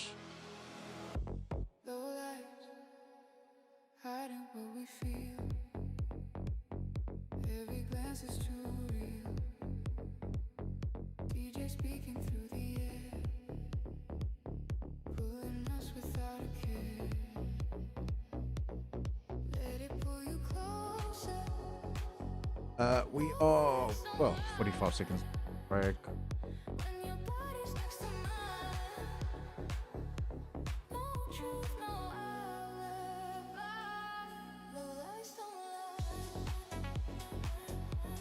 Yep, we punted enough. We still on platinum status with Caesars, which still gives us a decent discount structure.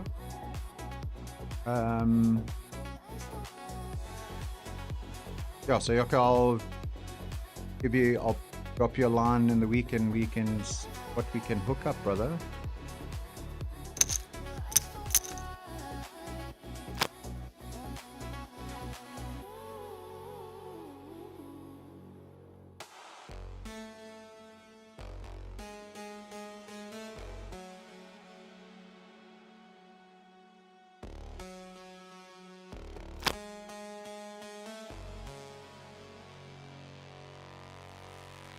The question I've got for you, Pocket Aces or PKTAA, do you play, which, oh, obviously you play, I can hear by your thinking and your thought patterns that you well studied. Which is your preferred platform that you play on, and what's your handle online? Share with the chat. Have we tangled it all online? Have you if you South African based? Do you play any of the live series?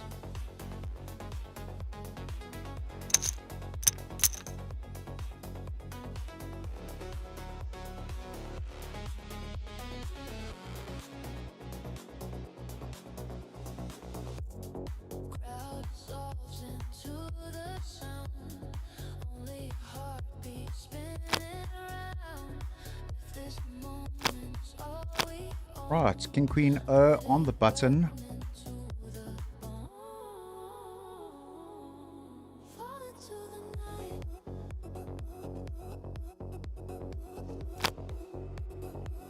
We are going to raise here.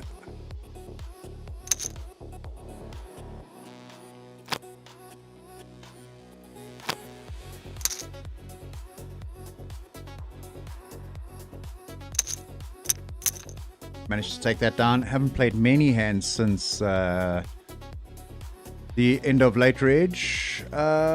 Yaku. I just tend to look for timing and sizing tells. What lines people take online. Can't be that info looking back.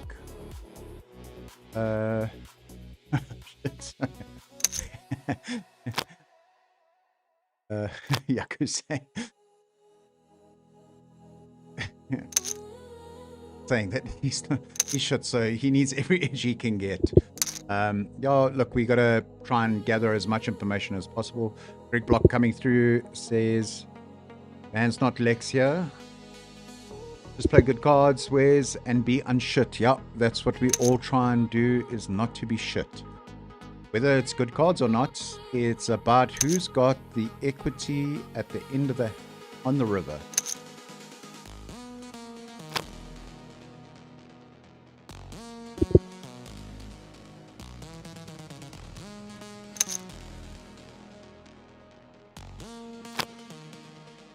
Your breath slow against my neck. Every thought's a wreck. It No future. right, we rotate again to another table. I think we have one of the chips. Oh. Jazz Penny sitting fourth in chips. Ace-7 of hearts under the gun. New table. We're gonna open small here. Two bigs under the gun.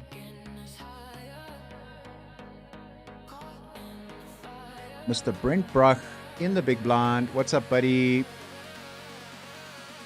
Unfortunately, soft bubbling the Sunday Slam last night. He was crashing it. Yeah.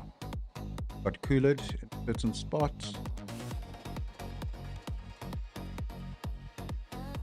So, what are we playing for? Monday nights is a guaranteed 100,000 Rand on PokerBet. And prize pool sitting at 134k. First place taking home a cool 40,200 Rand for their efforts. 14 places being paid.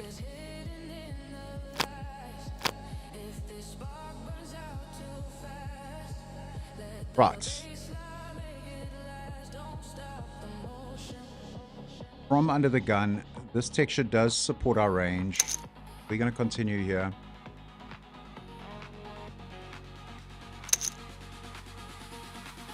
So, right, we did hit top on the turn, but no kicker.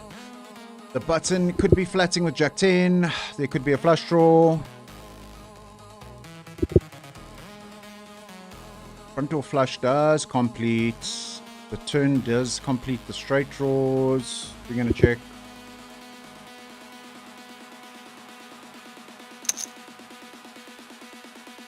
Full pot size bets on the river.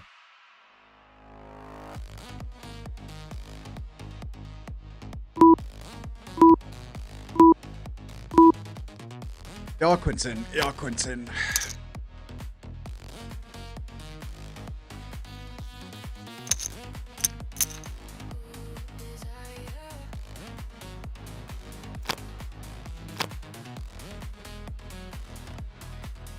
Yeah, thinking they're not making the call.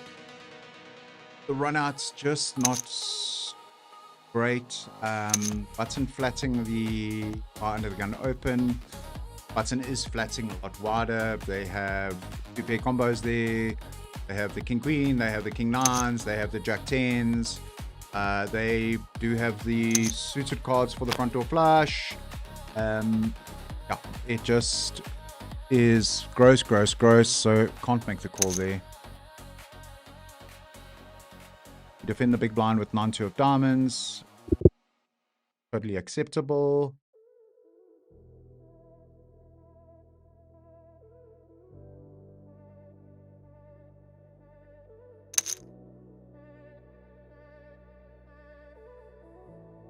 We're going to fold this out. New comment coming through from Danny. Watching guys like you. Wow. Thanks, buddy. I appreciate it. Sulfur and Geo and Ray Rami.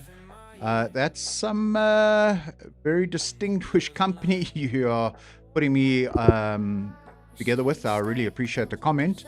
Got you to play poker, and honestly been enjoying it. I'm still new here. We are the game as much as people with the introduction of solvers. You're never going to play that exact same spot against that exact same player in that exact same situation. So I would go out on a limb and say we are all learning, and we learn day on day. And yeah, it's about just being that, like I say, that 1% better than you were yesterday, and looking at improving day in, day out. So yeah, very flattered by the comments. I really appreciate it, Danny. Pocket Aces coming in and saying you'd prefer to stay anonymous. Yeah, I made the whoopsie of when signing up on PokerBet 2 years ago. It asked me for an alias. I was like, well, fuck, here's my name. And here we are, 3 years later. Well, almost 3 years later. WesBlom Poker, the brand, is alive and well. We're going to open here for 2 big blinds against Jim Dog, who's got 16 big blinds behind. Puts in a small 3-bet. We can call here off our stack size. We're going to assess after the flop.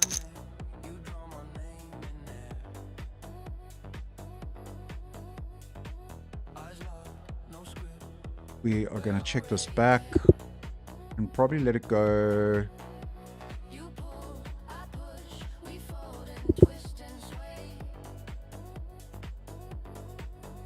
Ben is pairing the jack, pairs the board with his click back, pre-flop.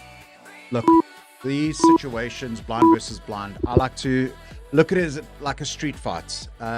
Gloves come off, ranges are super wide, and yeah, he who hits hard hits first. Henley wins. Let's get on to the chat. Yeah, Pocket Ace is coming through and saying what he will say is that what I'm doing for South African poker is great, buddy. I really appreciate that. And I appreciate you coming through and joining me on the stream. Yeah, it means the world to me, and I appreciate the inputs and questioning certain spots in certain situations. So yeah, much appreciated, bud.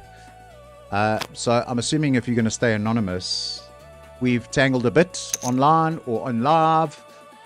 So yeah, let's get back to the action. Queen Jack of clubs looks so pretty but gets you into trouble. We are in position to Jazz Penny, who now I know this player live. I've played with him a lot, versus his alter ego. He knows what I'm talking about. Online, he uses the Kilkenny avatar. completely two different people playing live versus playing online. I guess hiding behind the keyboard or the computer screen can give, I'm not saying this particularly about you, Jazz Penny, but certain players can click buttons a lot more freely, if that's the right way of putting it, versus then what they would do live. Some people just freeze up live. On the other hand, I love, I enjoy playing live far better than playing online. And yeah, it's just weird how you see the dynamics change. I actually forced him to log into his PokerBet account when he told me his alias, because I just couldn't believe that it was the same person. So yeah, just had to share. That's quite funny. Yaku saying Geo is a great player. Geo is a phenomenal player. I agree with you there. Wes is a great guy, and I'd say I'm an okay player. Ray is a great guy himself. Yeah, Ray Rami putting SA Poker on the map at the World Series of Poker. I think coming third for heaps of millions of dollars. Danny getting ready, coming through on the chat saying, getting ready to play in the Shuffle Up series. Let's see how the satellites go. Hope to see me there. 100%, buddy. I live not even 5Ks away from Monte Casino. You will 100% be at Monte in the satellite series. I had a phenomenal satellite series going into SA Poker Open. We managed to build up a 200,000 Rand bankroll, which then funded my play for the series, but gave us the opportunity to build an awesome docu-series that Neckies, who some of you might know on PokerBet,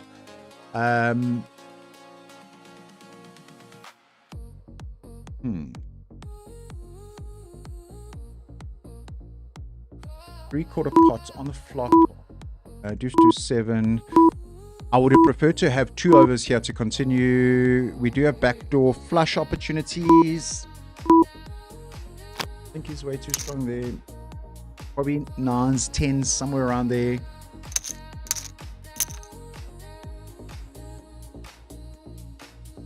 Yeah, so Danny, just to get back to that, yeah, definitely going to be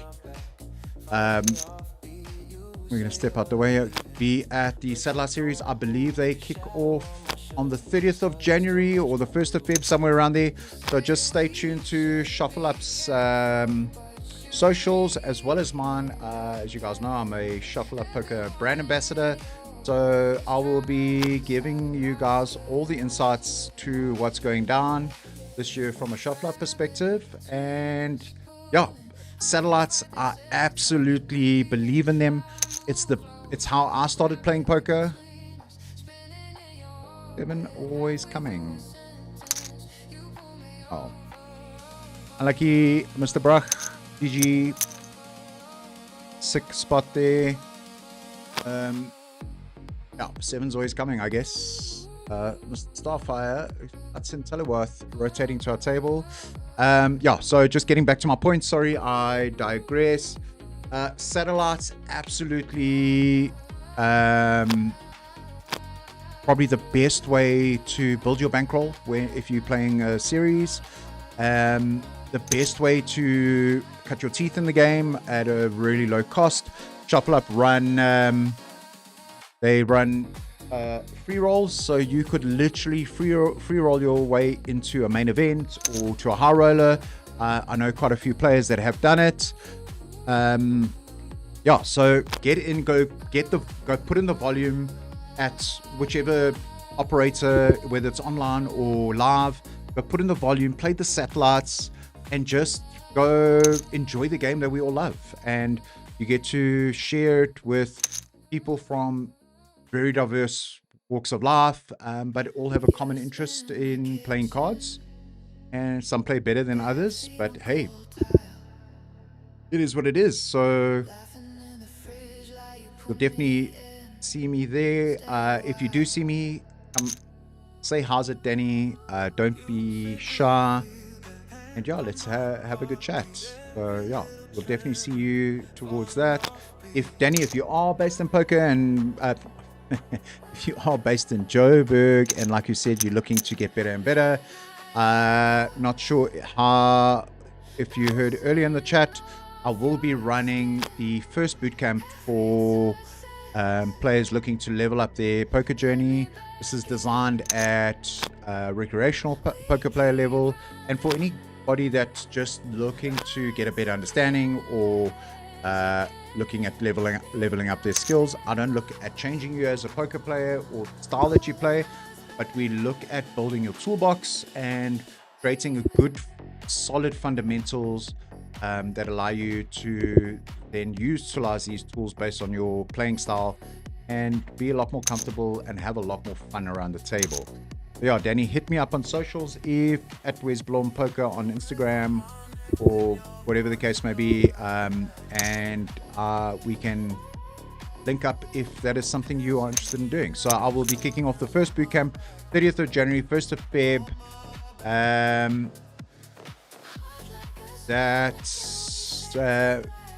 That will lead up into the satellite series, as well as then the kickoff in March for the first shuffle up series at Monte Casino.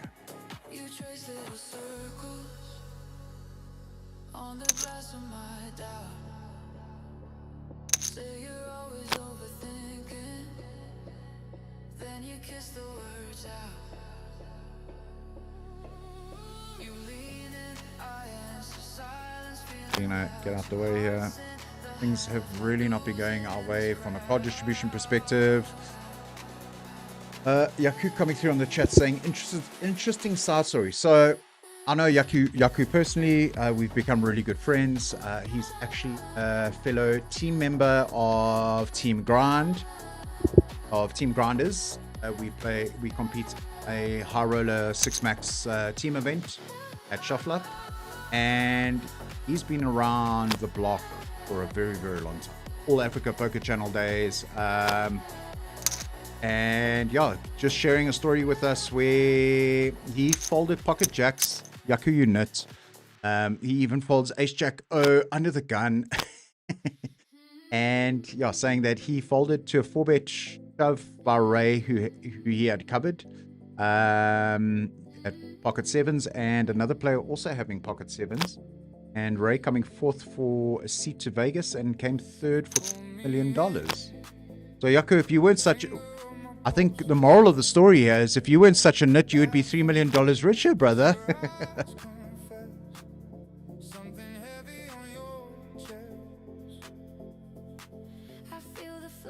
Yeah, Danny, absolutely. We will definitely battle it out on the tables at the satellite series at Monte Casino, heading into Shuffle Up's next series in March. And yeah, if you can't jump into one of the boot camps, I will be running 3, one every month. So at the end of every month, end of January, end of February, end of March, there will be a boot camp. It's a 2-day group course, group scenario course, or group setting course. So it allows you to create a community that you can then continue your learning, your journey with. That's one of the core fundamentals around the bootcamp, because poker can be a very lonely journey. And the guys that are in your bootcamp cohort, you get to bounce ideas off. I'm on that WhatsApp group, help you guys out where I can. But also, if you are looking at learning or getting some insights, I will be delivering some insightful content through Instagram and YouTube. So make sure you are following me on all my socials. All of them are at WesBlom Poker. And yeah, I'm going to be putting out some educational content. And the kickoff on that is around player profiling. And we'll then, once that content's released, I'll do a 30 or 45 minute masterclass around player profiles and what they mean. And because those are all key fundamental components before you even are dealt your whole cards. It's around who are the players sitting at your table and what are the strategies that you need to adopt before looking at your whole cards, because your whole cards will then determine the route or the course of action that you take based on player profiles, player tendencies, player behavior, and what are you actually trying to achieve against these types of players. So if you guys haven't checked it out, go give me a follow on Instagram at WesBlom Poker. Go have a look. I've released the first piece of content is around identifying the player profiles or player archetypes. I've out of the 4, I've gone and we've got the turtle, who is associated to the passive knit player. We have the donkey, who, not in a derogatory term, associated to the calling station. We have the fish archetype or avatar that is linked to the loose aggressive player, and then we have the shark profile or archetype or character that is linked to the tight aggressive player. So yeah, go give it a follow. Let me know what you guys think. Go comment on it, go like it, go share it. Let's build this poker ecosystem for everybody to level up their game. I think poker in South Africa has an amazing opportunity to create some sustainability. It's what we need in the poker community, is to have that sustainability, because that's what funds our that's what funds our prize pools and the longevity of poker in South Africa. Not just online, but mainly online.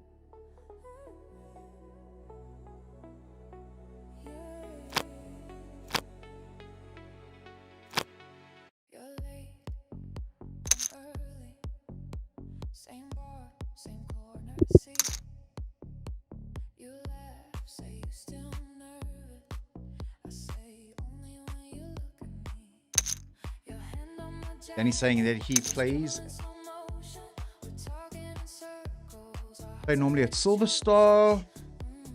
Yeah, so Silver Star Casino they're the latest casino that has a poker operation with a smaller player pool and smaller games set up for a different player bankroll.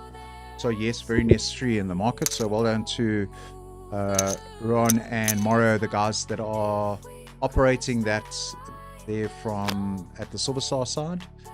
So, but what I've noticed playing there myself, the player pool there versus the player pool at Shuffle Up or Sunbet, two very different types of player pools. And I'm a firm believer that if you want to get better, you got to play against better players. I don't know what you guys think. Let's hear it in the chat. You got to play against better players because steel sharpens steel. And if you are playing against the same type of players day in, day out, that's why online is also a really, really good place to hone your skills, get in the volume, grow your experience. You're going to see 100x times more hands online in a year than what you're going to see playing live. And you don't learn bad habits. If you're playing at a place that has a very weak player pool, you're going to play to the level of their best player or their playing style. So, and this is not me dissing it, it's just my observation that if you're playing somewhere that's constantly lipping or whatever the case may be, yeah, it's just going to create bad habits. And human beings are creatures of habits, and they very difficult to break, fortunately. So once bad habits are created, it becomes a space of comfort and safety. So people just default to their bad habits, and it's something I see quite often with players that I work with. We'll work on 3-bet strategies, 4-bet strategies, those type of things, and then I sit around the table playing live against them, and they go back to those bad habits and wonder why they land up in certain spots in trouble.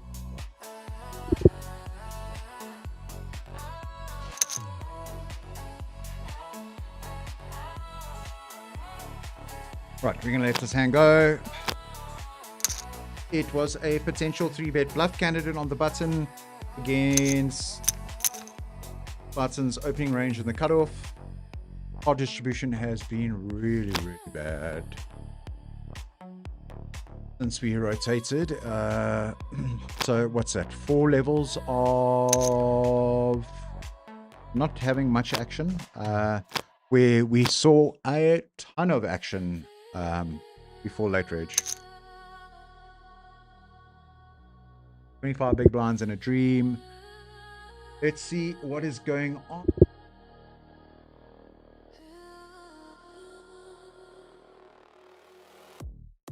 We have got 35 players left.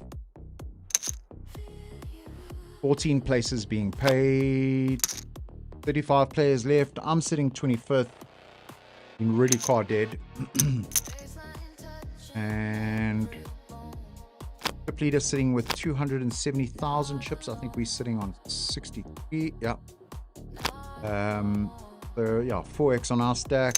Average stack is 110,000. So we below average significantly. So I think we've got to get to do some work here.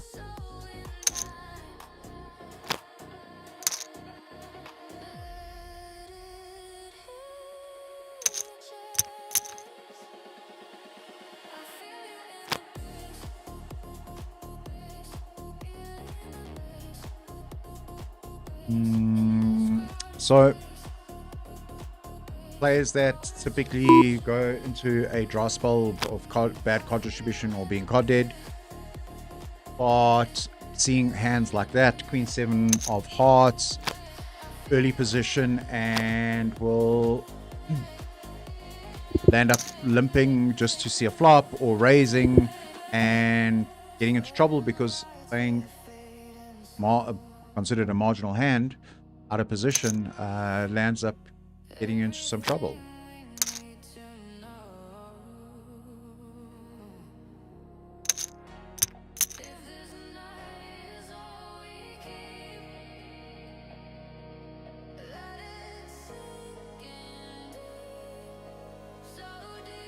Sorry about that, guys. 7-5 of hearts. I just saw my backlight.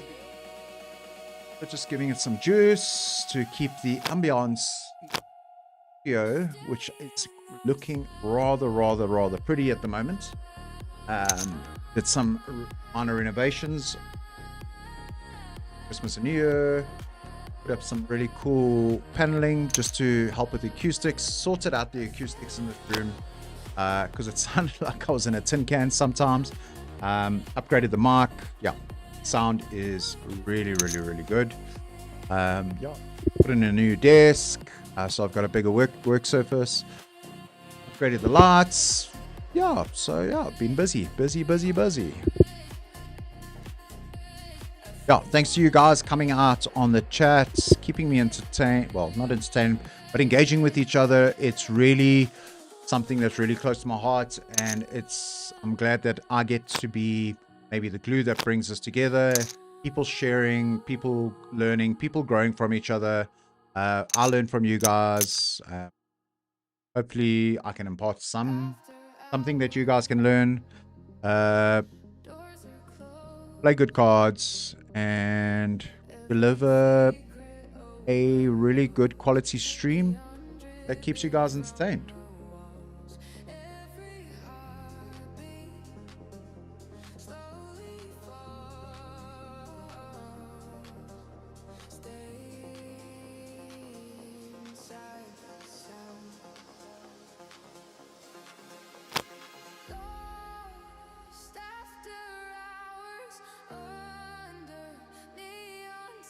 Right, so we are sitting 21st, 14 places paid.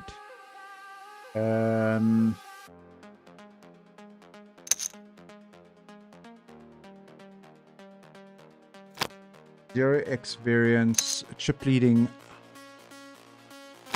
at the moment. Hybrid 72, second in chips. Cryptic Silver, Sean Suki sitting in third. We have Shame, who is fourth in chips at our table.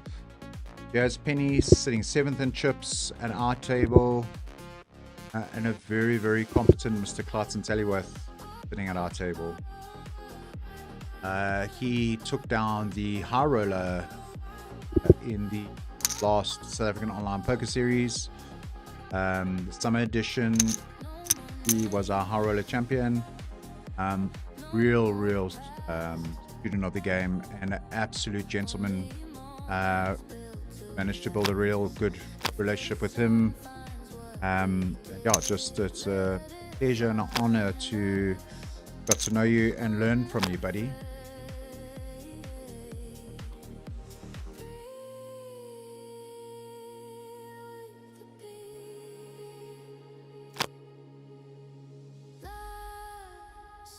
So going back to the topic of discussion around being card dead and stuff, obviously contributing factors to this is just the actual distribution of cards, number of players at the table, and just form, I guess. That's something that you have no control over, especially when it comes down to variance.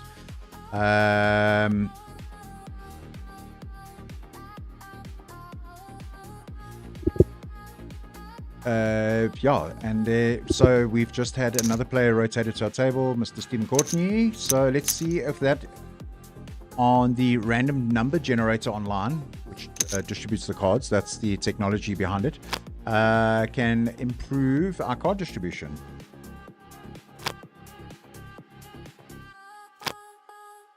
Pocket A's coming in saying, I often see in the essay fields that more studied players manage to accumulate chips early. However, in the later stages, they never run super deep.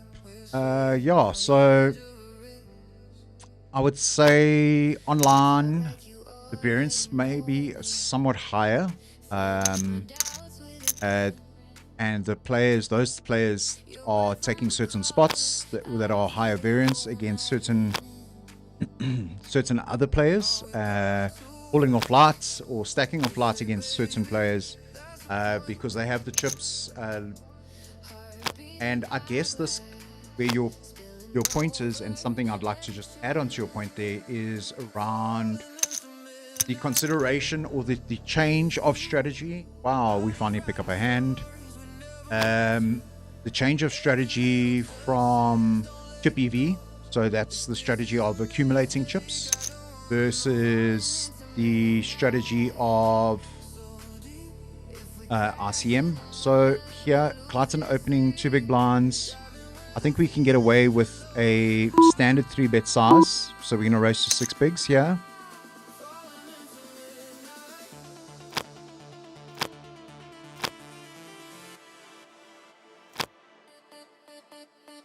I'll get back to my train of thought. We're just going to navigate this. So we did 3-bet 30% of our stack here. We could ISO jam. The big blind did flat 3-bet, which is giving him somewhat strong range here. We're going to check back here, look to improve on the turn. The question is, we could ISO jam there, but the big blind flatting the 3-bet does give us an indication of somewhat stronger range. The 1 big blind to induce. For 1 big blind in to win 17 big blinds, we can call.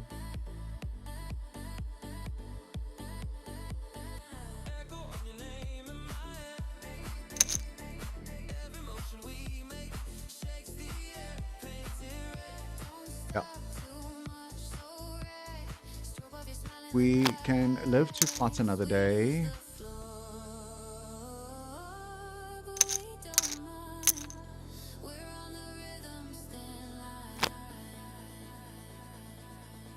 Not ideal. Getting a hand and it just not holding, or in this case, connecting.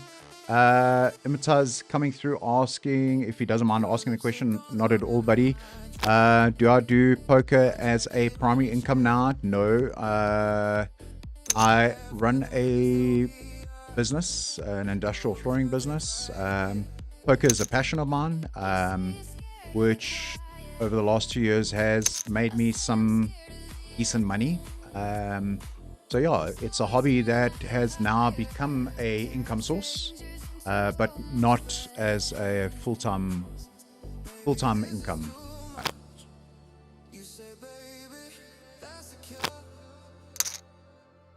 If the future burns up, at least tonight we were sure falling into Pocket tens under the gun, 11 big blinds. We can open here, but I'm going to elect to stick the baby in here. Wanting to deny equity for any of those raggedy aces that might just flat 2.5 big blind open from under the gun while we get rejammed on. Good luck us. Let's see if we can hold ace king versus tens. Yes, baby. Hold now. Come on. One time. Let's go. We found a double. We found the double that we needed. Gives us some life. Woo! Yeah, Yaku's saying that he finds it difficult. Well, played high stakes cash games for big profits over a long period of time, but gets murdered in the low stakes. It's not the same game. Fish are tough to beat, so anyone beating low stakes, hats off. Yeah, so obviously with the buy-ins are for online, does introduce or does open the, gives accessibility for pretty much anybody that can afford the buy-ins to play. Whereas if we're playing a high roller or a super high roller, super high rollers generally in South Africa are 75,000 Rand. High roller is anywhere between 35 to 50k buy-in. You've got a different caliber of player there, so different caliber of person, I'd like to say. You do have your recreational players that have got massive bankrolls because they are super wealthy and are just wanting to test their metal against some of the elite players in those fields. Getting back to Yaku's point, you could play a high roller online, which was 15,000 Rand, which is the same price as a normal main event in live. But online players aren't going to spend the 15,000 Rand from their bankroll to play that. It's going to be reserved for the players that are skilled enough and also have the bankroll to play that. So yeah, like this Monday Madness or the Sunday Slams, you can get in for as little as 2.5 grand if you max that reg, and that can cater for a wide variety of players. So yeah, and I think Yaku was commenting that to Pocket A's previous comment where he sees good players building chips versus not running deep. And I guess it comes down to, and like I was saying, a lot of the variance at the later stages in the tournament where strategically and theoretically the spot is right to make the call, but the weaker player is shoving light and getting lucky, and that's just the variance in the game that's leveling out the playing field against the skilled player versus the unskilled player.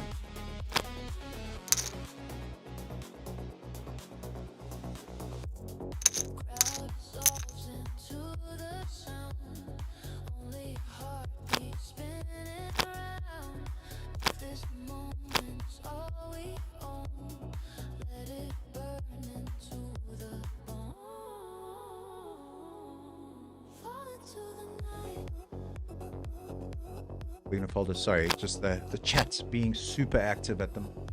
Really appreciate it, guys. Sends good signals to YouTube to push out the channel. But yeah, really good conversations happening in the chat. So I really appreciate it. So I was saying he played with Yaku in the Little Slam in Cape Town. Yeah, I think you might have played with him because he didn't last long enough in the Mega Million. So he had to jump into the Little Slam. I was super chuffed. Satellited into the Mega Million for $6,000.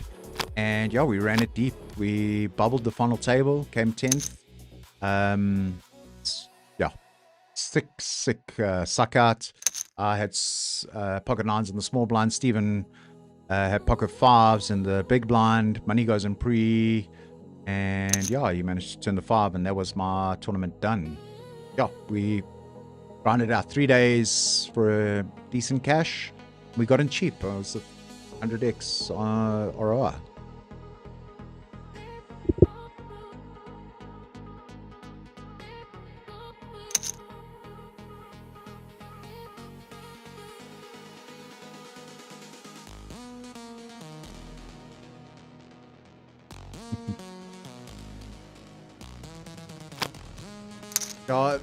And so the word, this is no discredit to Yaku or to myself or whatever.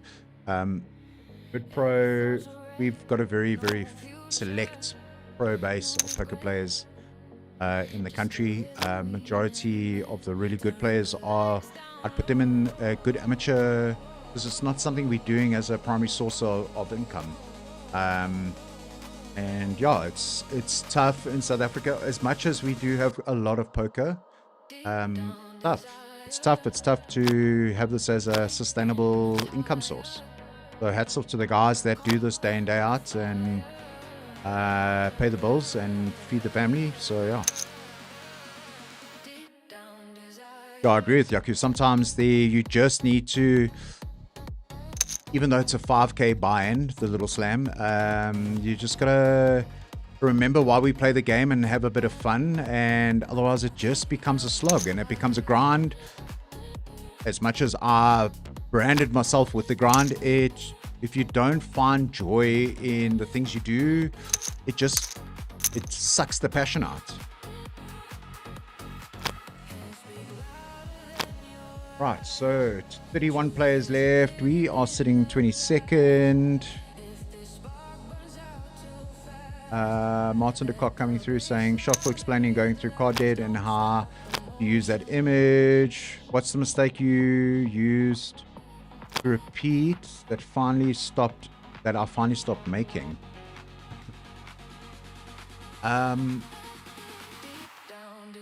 Look, I still make a lot of mistakes. I think the biggest adjustment that I made from when I started taking the game serious was drinking and rather being, let's say, a bit punty or a bit too gambly in certain spots, and rather, yeah, so not playing boozed. That was the biggest thing where I was making mistakes, because if you're not with yourself, you can't think clearly, whatever the case may be. So yeah, I've been actually stopped drinking now for almost 2 years now. Health's been better off for it, but I would say what's the biggest mistake that I stopped repeating was my adjustments pre-flop.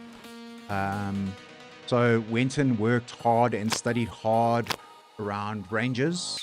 Started rather thinking in ranges versus all cards, and then expanded that into thinking my range versus my opponent's range, my position versus their position, and then from there, obviously, studying, and that's, if I don't want to give too much away, but I will start giving stuff we break down in depth in the boot camp. But once you start thinking in ranges and positions, it becomes clearer when you start looking at board textures and bet sizing and those type of things.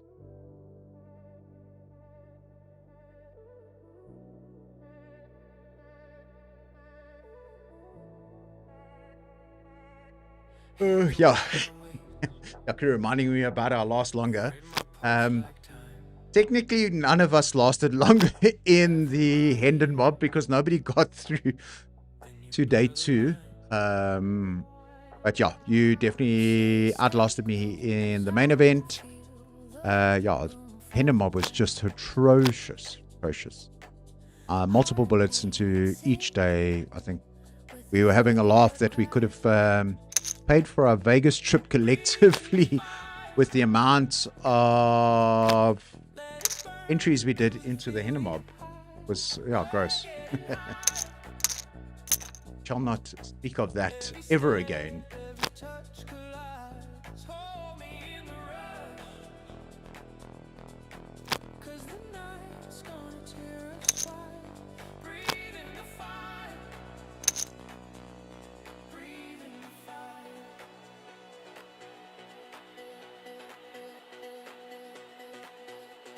So, Martin, the question you asked me around what is the mistakes that I stopped making. So, yeah, go pre-flop adjustments. I look at, if you look at playing poker like building a house, your adjustments you make pre-flop is like building your foundation. So, if you've got a strong foundation, you will have a solid story or solid hand by the time you get to the river, on the basis that variance doesn't destroy you. But yes, good fundamentals starts all pre-flop, and that's where I started fixing my game. Now my question to you is, what is the one thing that you think is the mistake that you keep repeating that you need to fix? Let's hear that in the chat. I want to hear it from all of you guys. What's the one mistake, and we can hash it out and talk about it now over the stream. What is the one mistake that you currently feel that you keep repeating? And let's put it out in the chat, and let's get some input to this. Teachable moment.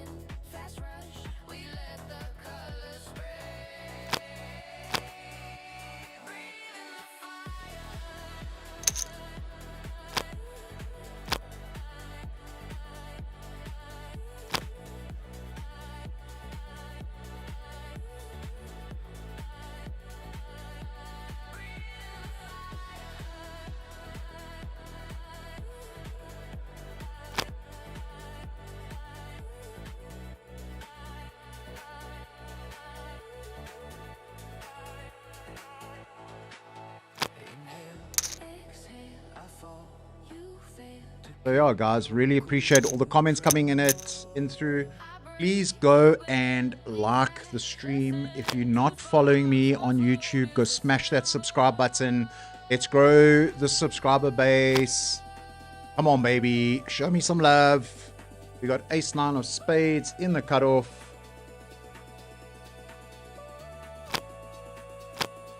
We are gonna first assess that we have a very sub 10, 10 big blind stack in the small blind. We just gonna raise 2 big blinds here. So I have been really passive on this table. It can work into my favor. That we've been pretty tight. Yeah. So like I stated before, I raised.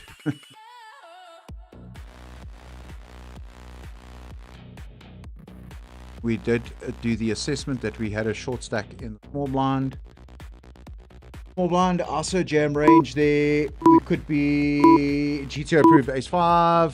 I think it's a lot stronger than this based on the denotions that I have.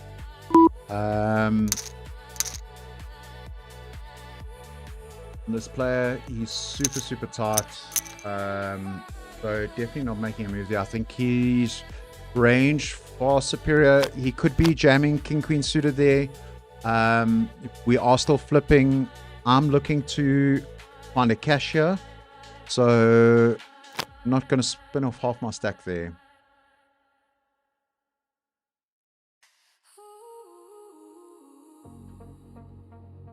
Picking up on the chats here.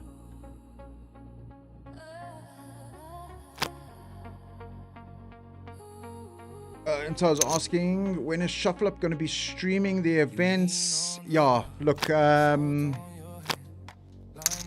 streaming through the land-based operators and the casinos is obviously has its challenges. Each casino operator has their own rules and rule set. Shuffle Up did attempt to get this right in 2025. I do know this.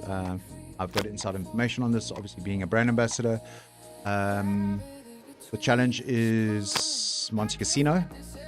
So it's not that they don't want to do it or provide the service. It's just the legalities and compliance loopholes and stuff that needs to that you got to get through to get it out to the public. But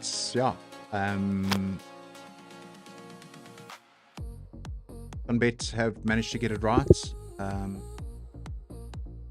and big hats off to them. It's really, really good for the poker community, and but it's a logistical nightmare to get streams approved through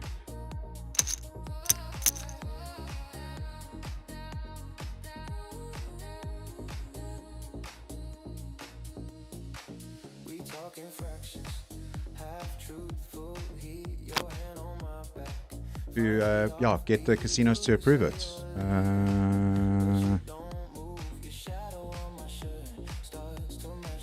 Lauren's coming through in the chat. Hey buddy, how are you? Thanks for joining us.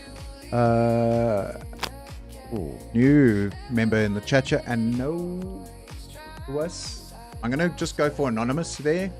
Obviously coming through on my question around what is the mistakes that you keep making.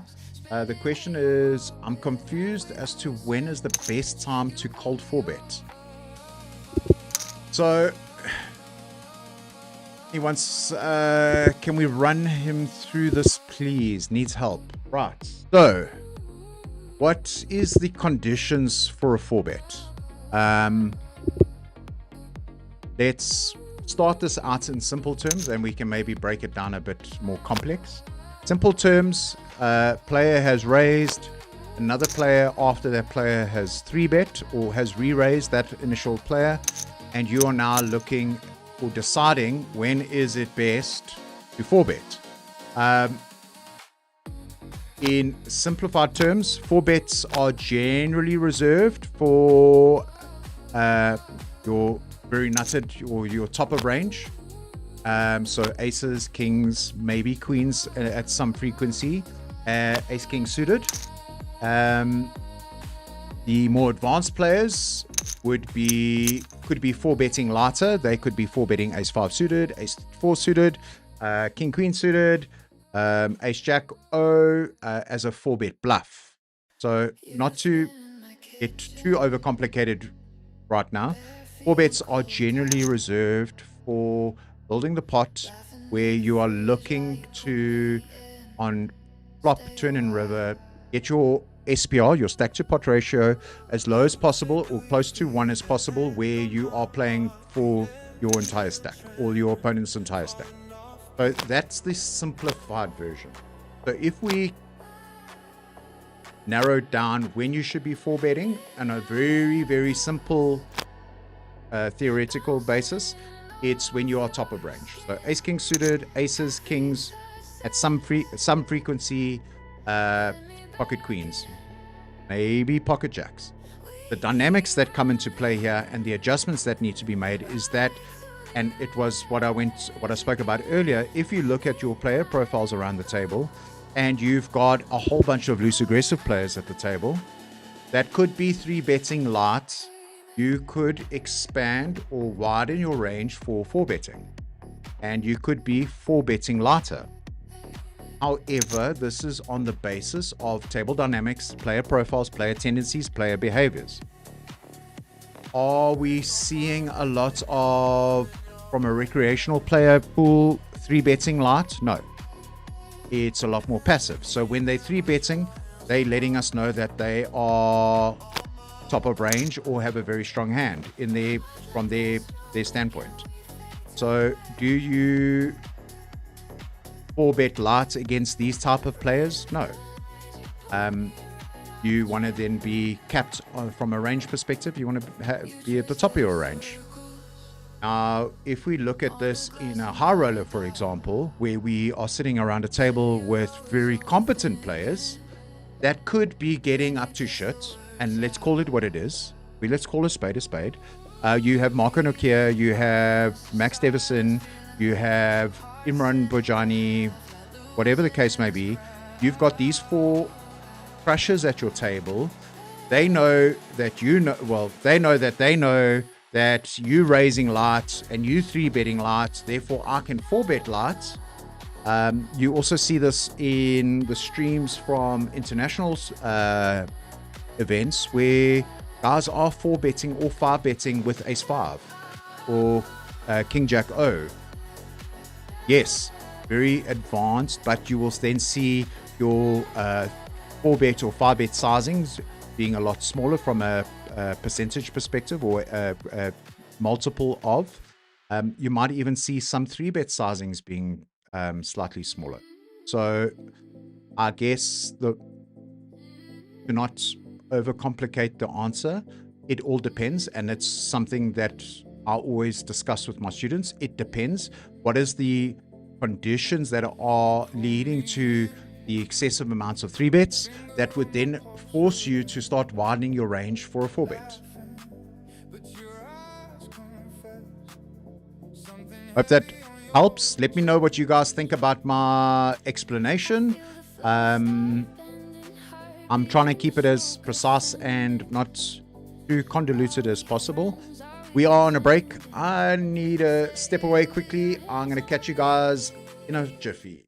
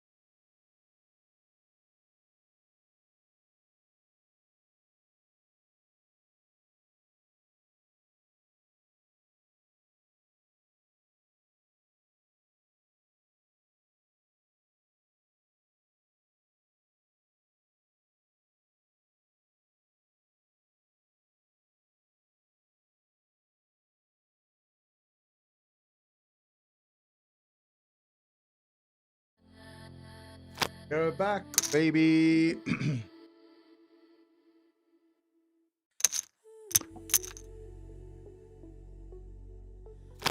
Right, price of poker has gone up. We have 27 players left in, and we've been whittled down to 11 and a half big blinds. I'm early, same bar, same corner seat. You laugh, say you still nervous. Yeah, so Martin coming in on the chat while I was at the break, saying still making a lot of mistakes, but staying calm after losing big pots and getting emotional, I'd assume emotional, a bit more under, getting the emotions under control. Yeah. Yeah, and human beings being emotional beings, very easily triggered when it comes to playing, well, then making decisions based off emotions and not logic. That goes way more or way further than just playing poker.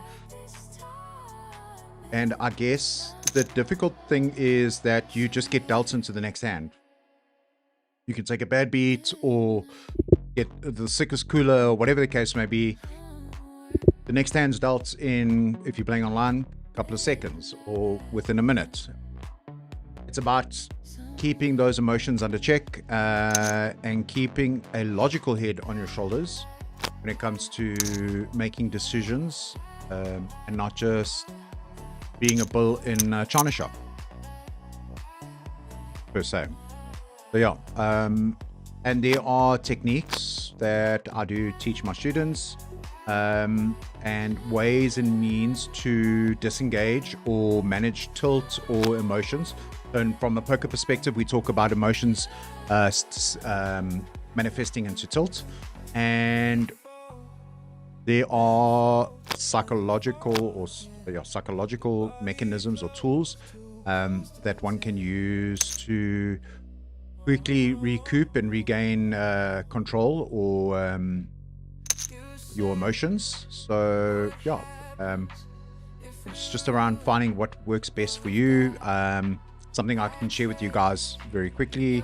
I've done a lot of psychology work, and one of the tricks that I've learned to manage anxiety is box breathing. So they call it Van Hoff breathing or box breathing, where you breathe in for 6 seconds, hold for 6 seconds, breathe out for 6 seconds, breathe in. You do that over 3 or 4 times.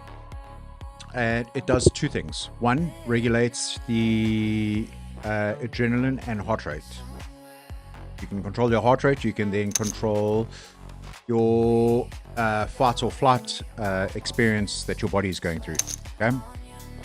Also, if I tell you to focus on your breathing,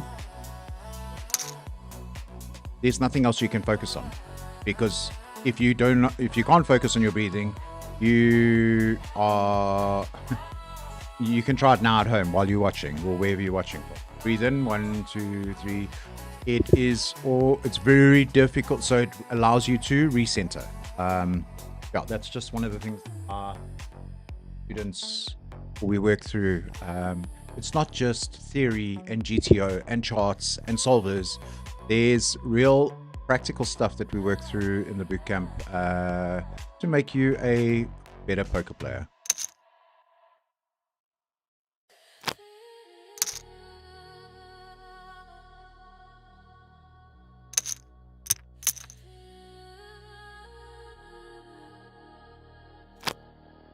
Yaku coming through with his thing, saying that his big mistake is getting into coin flips pre when I have enough to fold and play post. Yeah.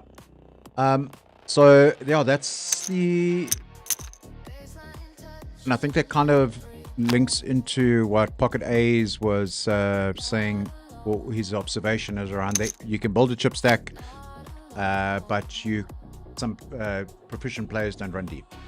So it's about deciding which spots and which player profiles you, from a range perspective, are worth flipping for. So we saw me play with the Ace King. I think it was in Under the Gun +1. So Clayton raised Under the Gun +1, whatever. It was early position. And I had the opportunity there to also jam with Ace King. We saw the big blind flat my 3-bet, which was an indication of them having a somewhat polarized range or condensed range, but also them being very linear. So pocket pairs, so pocket 8s, pocket 7s, all the way up to pocket jacks, queens, kings, aces, ace king. They would 4-bet there, in theory. And also looking at that player profile, Jazz Penny definitely would be. And I hold that thought there. We are going to take this for a spin, ladies and gents. Good luck us.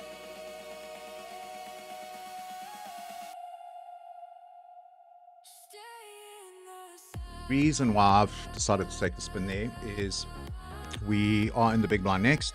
We have got 10 big blinds. Yes, I can raise fold off the 10 big blind stack. We are under the gun, which is a indicator that our range is going to be very strong there, off a 10 big blind stack. What we are looking to do is just take it down like what we have and get a free look in the big blind, and not that come off our stack. Is it risky? Yes. But is it a calculated risk? Yes. Does that ace-9 suited, I'm only going to get called by better. I'm not going to get called by worse to double up. So I'm either going to find myself in a 70-30 or 80-20 flip, if I'm getting called against by pocket 10s and up, or we are getting called by king queen, where we have a good chance to find a full double where we are actually a potential favorite, or 50-50. So yeah, just getting back to Yaku's point, that being in coin flips, sometimes it's not worth making the call 3-way all in and you've got ace queen or ace king or whatever the case may be. So I guess the critical thing there is, before putting the chips across the line, is assessing who am I flipping against. Again, coming back to what I was saying earlier about the player profiles. Is this player profile doing this with a worse hand than what I've got? So are they jamming all in with ace jack when I've got ace queen? No, they jamming ace king, kings, aces, queens, jacks. So what does my range then look like versus their perceived range against their player profile? And that's why when I started building the educational content, is the first thing I started with is with player profiles, because once we get that cemented down and you can associate that player's tendencies against their range, it makes reading the game a lot better. And that goes back to why I have got certain labels for certain players on the platform.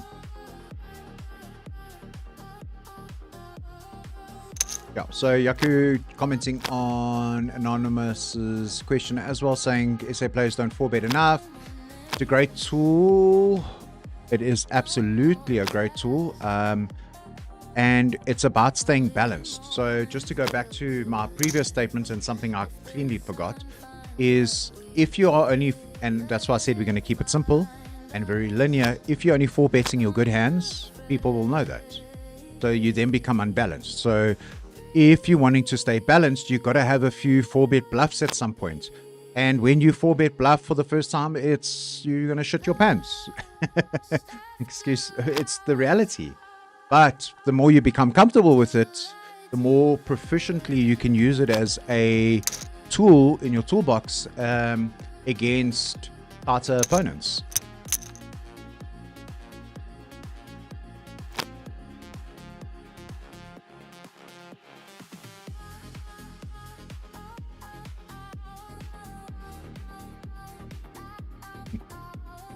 Martin says, coming on the chat, saying his major mistake that I can't fix is losing when I'm ahead. he sent me a screenshot. He managed to get it all. He was playing on the same tournaments that I was on. GG managed to get aces in against queens, and the opponent managed to river a queen against him. But it's a cooler. It's a bad beat. It's variance. It's nothing we can do about that. Can't teach somebody how to flip better. You can't teach somebody how to hold up. That is the 20 or the 30% of this game that we have no control over, and that comes down to the variance and the luck factor of this game that we play.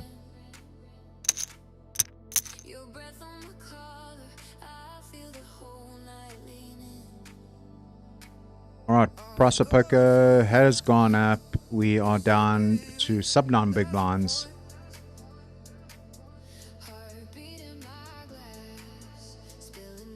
We have a slightly shorter stack to the left of us and all the big stacks to our right.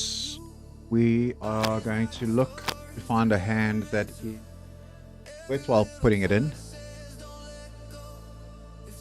Depending on the conditions pre-flop. One of the big stacks raising before us, we are going to have to be a lot more polarized from a range perspective. Put it in because they can potentially call light. So we're not going to be jamming light here.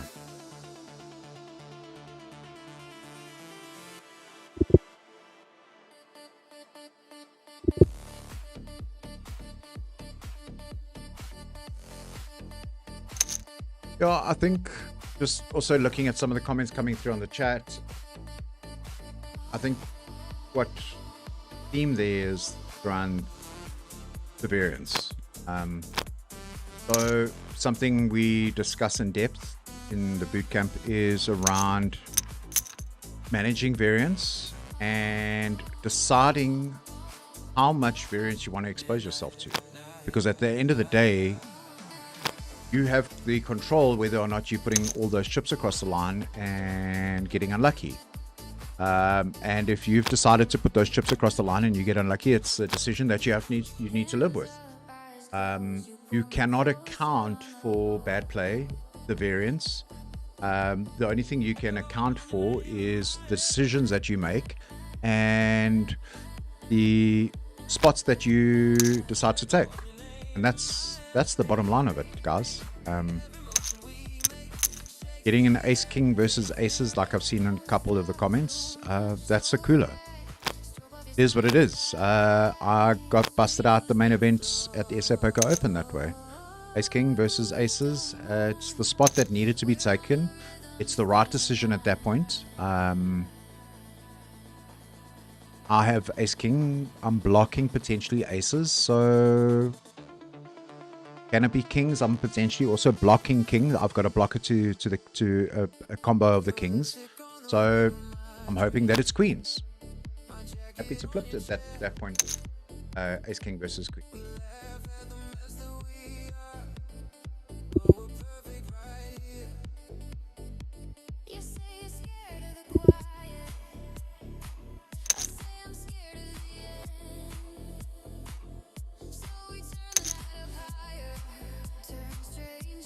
Yeah, guys, I really appreciate everybody coming in on the chats.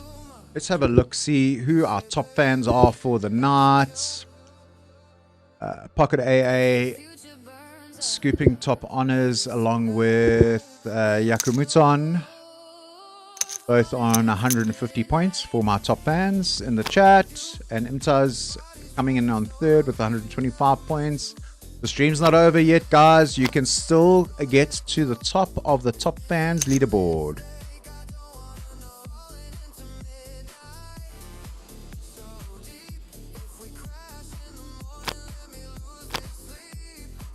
Anonymous asking, how many big blinds am I going to fold down to? So let's use this table as a calibration tool. We have 1, 2, 3. Let's call it 4 players sitting 50 big blinds plus. My fold equity is sitting roundabout now at 7 big blinds. Where if I jam that and King 10-0 here in the small blind, if there's a 2 big blind open and no flat behind from the cutoff and the button, I can get away with also jamming that. And we can jam this into the big blind. It is totally acceptable. So yeah, to answer your question, Anonymous, I would say your danger zone, a lot of people think it's 10 big blinds. With 10 big blinds, you can still open at least one hand, maybe 2 hands. You can look at employing advanced limb strategies in position. So at cutoff or button, you can employ advanced limb strategy. But yeah, I would say danger zone is anywhere between 5 to 7 big blinds, where you still have enough fold equity to get the bigger stacks to fold their opens, because the larger stacks are going to be opening slightly wider.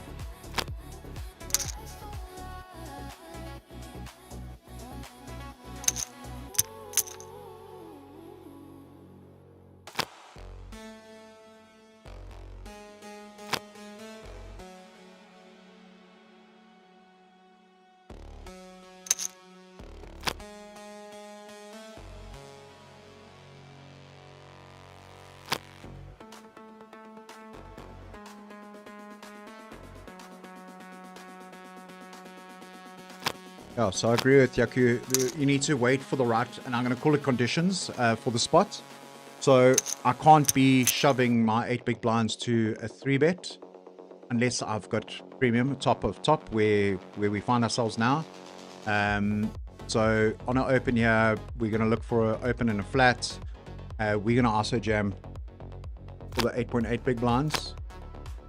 I can raise off these 8 big blinds with ace king, but ideally here we wanting to put it in the middle. Good luck us. With aces and kings, I would absolutely just raise 2 big blinds off with the aces and kings, looking to extract or extrapolate value and hopefully get 3-bet there. But with ace king, it is a hand sub 10 big blinds or even sub 15 big blinds that you wanting to put it in and get called by worse. So an ace queen, ace jack, something like that. Potentially pocket 10s, pocket jacks, which is a 50-50 flip. And you got to look and see if you can win those flips. And it's the critical thing about tournament poker is around winning flips.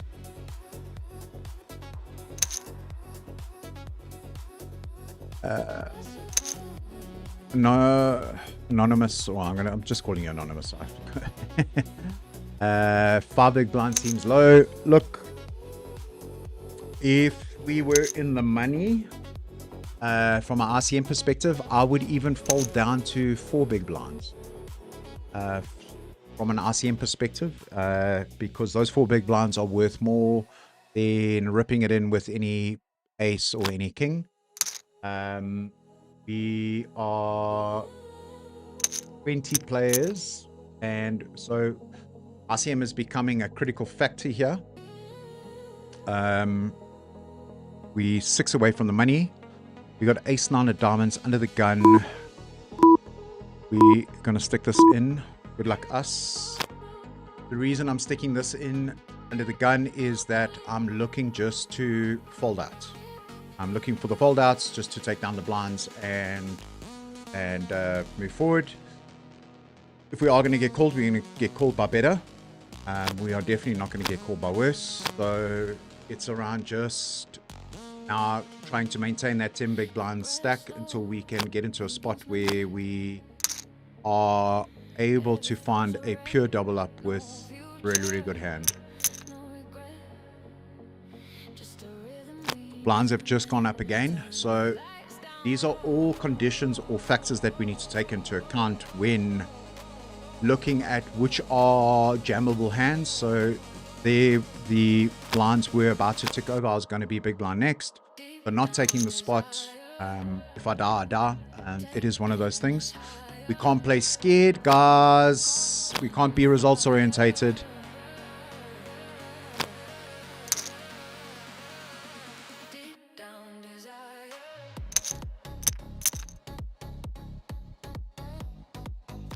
Yeah, insights coming on the chat, and problems in the smaller buy-ins with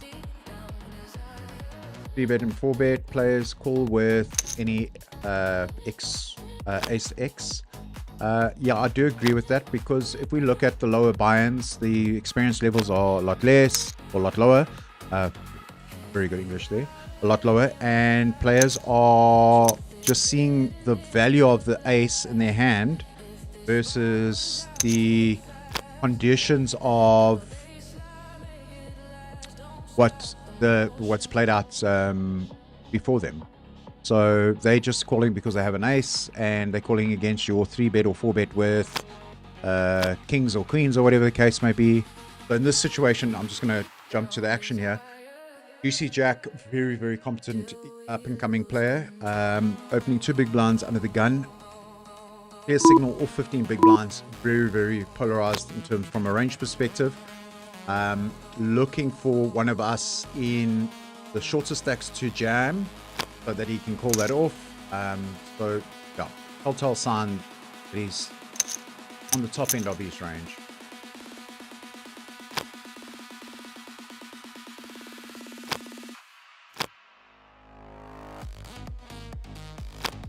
So hence why we didn't go for the jam there, because the conditions of the player profile, his position, his perceived range versus my hand is just not profitable from a jam perspective.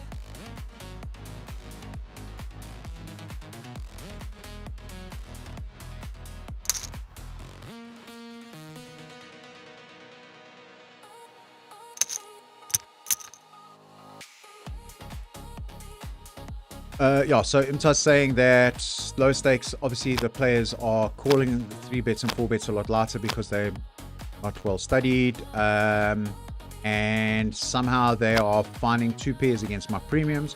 The question I would need to ask the Imtaz is, are you slow playing your premiums? Are you slow playing those aces? Are you slow playing those kings? Are you slow playing those queens against a board texture that might support the big blind, for example, where you should be? And this is, again, I would say the second biggest problem that I had. I'm going to relate it back to myself for a moment.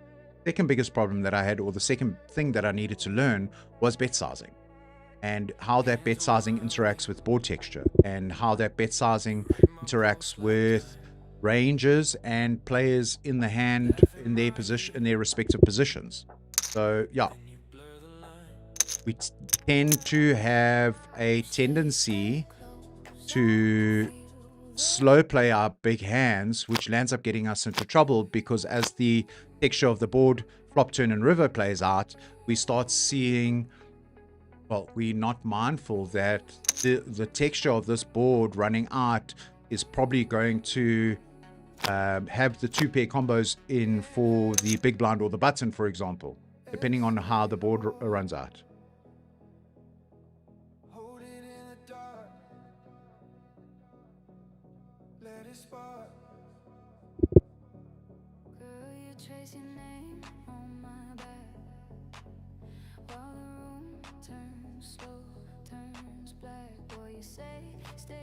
Yeah, Yaki, I can agree with you there. If I've got 8 big blinds and raising 4 big blinds off 8 big blinds, it is a non-all-in play.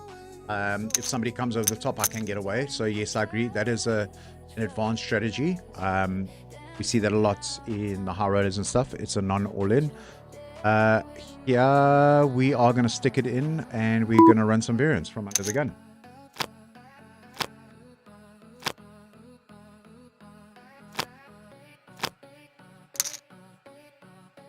So to Yaku's point, just so I'm going to explain this as best I can.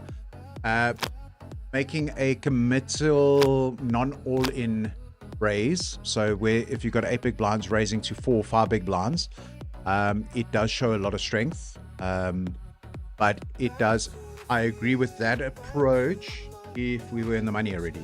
So we are 4 away from the money. If we are in the money, taking that strategy is something I would use quite effectively or use quite often. Instead of just ripping it in and running into a monster hand, you can, off 8 big blinds, raise 3.5 or 4 big blinds, and if somebody comes over the top, you can get away from it. You've got ace queen, for example, or ace jack, or if you've got pocket 9s or pocket 10s. So it's an advanced tactic used by seasoned pros or very skilled players that are looking at giving the signal that I'm strong versus not committing their whole stack and potentially missing a pay jump or whatever the case may be.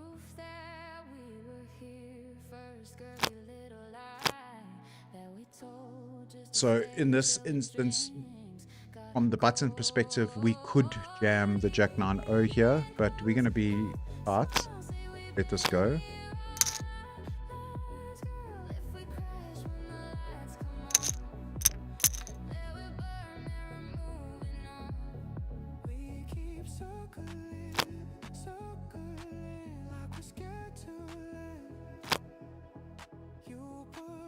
So here, the big blind sitting 56 bigs. We're not going to rip the ace-2 here as a ISO.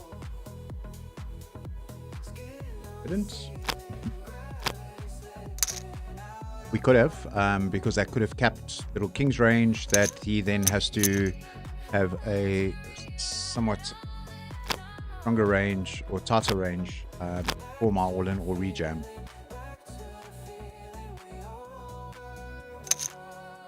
So yeah, guys, I've really enjoyed the engagement with the chat and the topics that we've been discussing.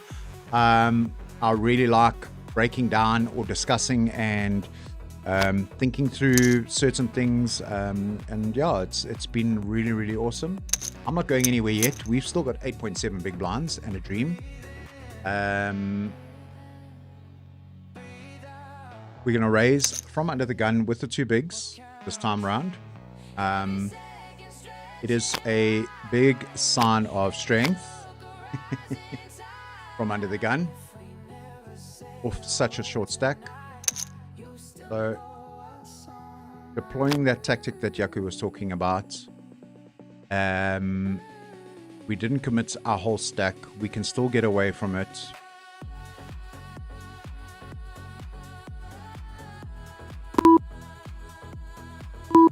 We're going to let it go. So in that case, we would have been probably in a world of hurt there. Blind versus blind, a6 of diamonds. Let's call it 6.5 big blinds.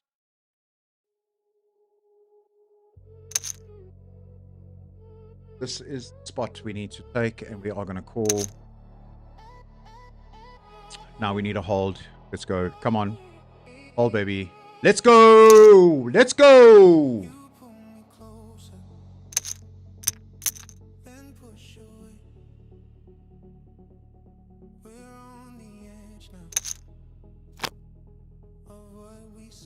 So the ace-5 under the gun, we could have ripped, we could have folded. I elected for just the open, and then assess from there. Obviously, we had a player come over the top. Speaks directly to what Yoko was saying. We got out that and still had chips to play and managed to find a double the very next hand.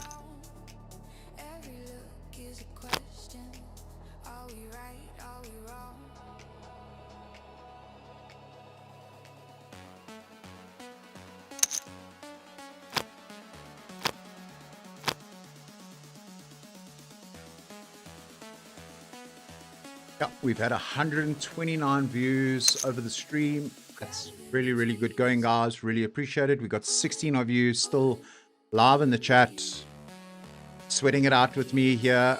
Let's go, baby. Come on. But I fall back into your spin. Gravity between us can't rise above your touch.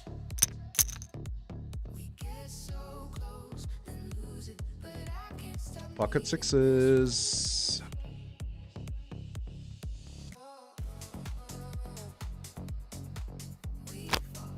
Still 4 away from money.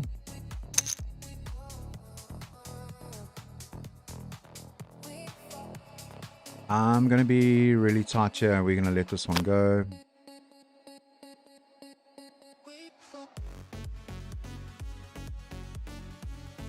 Sometimes it's not about getting those chips across the middle, and sometimes it's just about survival. So being 3 away from the money now, pocket sixes, the easy RCM fold there. Let me know what you guys think. We are, yeah, down to and for hand. 14 players being paid. There are 16 of us left. Like nothing's changed, but every word trembling, every pause. Down to the last 2 tables and 2 away from the money. Myself and Little King respectively are at the bottom of the food chain with butter chicken. Juicy Jack doing a few more big blinds than us, but butter chicken, myself and Little King are sitting at that bubble zone.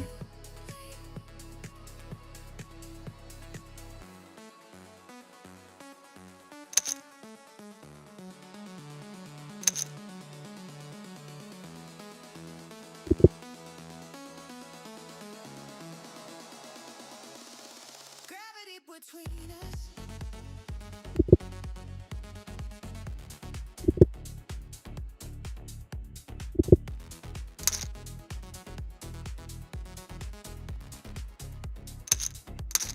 Gravity between us. Right, we are in pure RCM mode now, guys. Looking to find a cash here. Didn't want you guys to be sitting through this grind with me all the way and we not find a cash. Ganesh coming through on the chat saying at 10 to 12 big blinds, I like to use a limp all-in approach. I don't min raise it all, even with aces. It's a little obvious sometimes. Yeah, look, Pranesh, and I'm going to out you here. Pranesh is one of my students. We worked together quite extensively. He had an amazing run the last couple of series. So SA Poker Open, finishing, I think it was 5th. No, high roller. He cashed the 400k and the Sunday Slam all in one go, same night. And then, yeah, ran deep in Cape Town.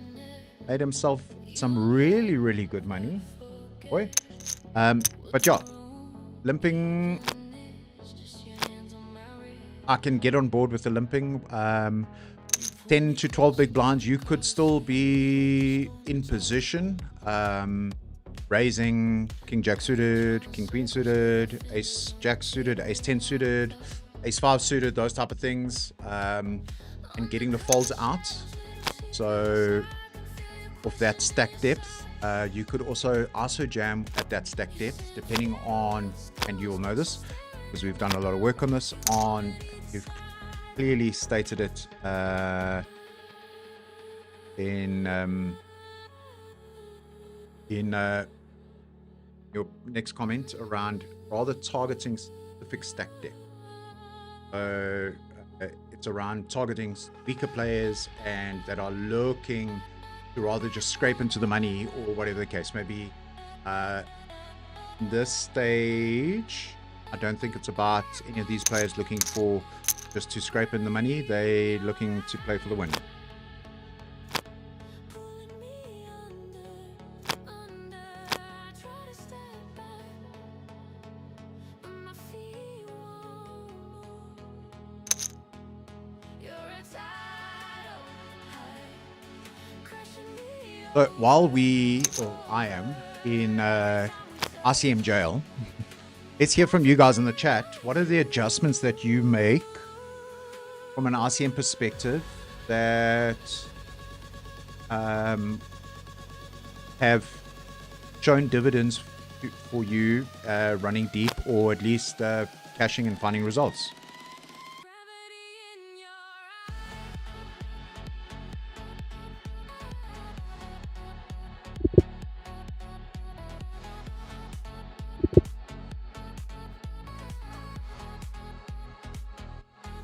gravity in your fingers on my waistline, heartbeat jumping in the low end. Your name spilling in a rhythm on my tongue, breathless in the flashing color, bodies talking over drum beats. Yaku, I'll definitely let you know when I'm going to play again. They're actually busy carving out some some shorts from the ESOP Summer Edition, and unfortunately there are one or two hands that I've used as shorts on my YouTube channel, so go check them out under my shorts tab.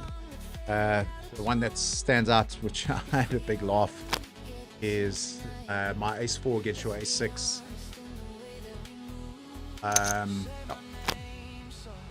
Yeah, again, Yaku's got a bit of the FOMO going on that he will jump in when we do the next stream, and hopefully we rotate onto the same table and we get to play against each other. Yeah, we had a bit of a ding-dong battle there. I think it was in the 6-Max Champions. I managed to cash that one, and yeah, I think I stacked Yaku there when I was at top of my range, where he 3-bet me light with ace-jack. And I 4-bet jammed and he snapped it off. Or he 4-bet jammed on me after my 3-bet, or whatever the case was. Oh, bottom line, I beat you.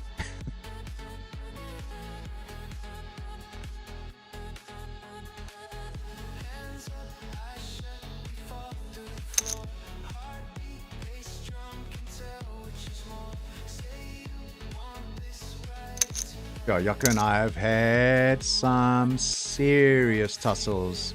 The one that comes to mind, I got super lucky against him in Club Champs in Cape Town. So he will always remind me. I managed to hit perfect against him and get very lucky. I'll stand up and put my hand up. Yes, I'll earn it. Lucky. He had me dominated, but yeah, is what it is. I'm going to pop open the other table to see what action's happening on that side. So if we do decide we're going to go for a spot, there might be another all-in at some point, and we rather avoid the spot. Pocket threes, I think, is no good here. You're leaning, chasing my name in the dark. Your hand on my heartbeat. We have on the outer table all-in and a call. Butter chickens all-in with pocket sixes against ace king. Ace king spiking the king. We are down to 15 players. One away from the money, guys. Let's see if we can get this through. Get a result here. Let's go, baby. Come on. Let's get those let's go babies in the chat. Let's get the hype going. Let's get the here's going. I want to see let's go, baby in the chat. Flood my chat with let's go, baby. Let's go, baby. Echoes calling me back to you. Every touch feels like something to let the world fade till it's just us two. Midnight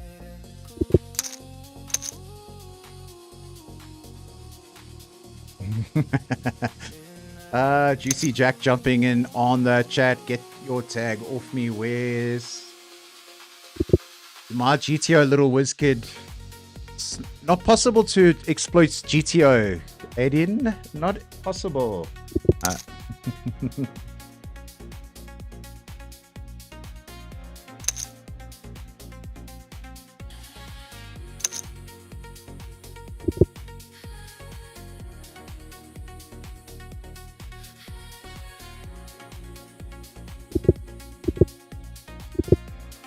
Nice, well played there with the aces.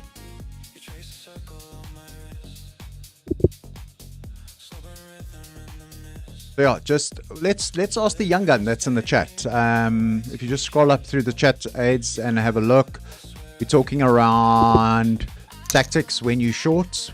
What is the threshold to your emergency all in?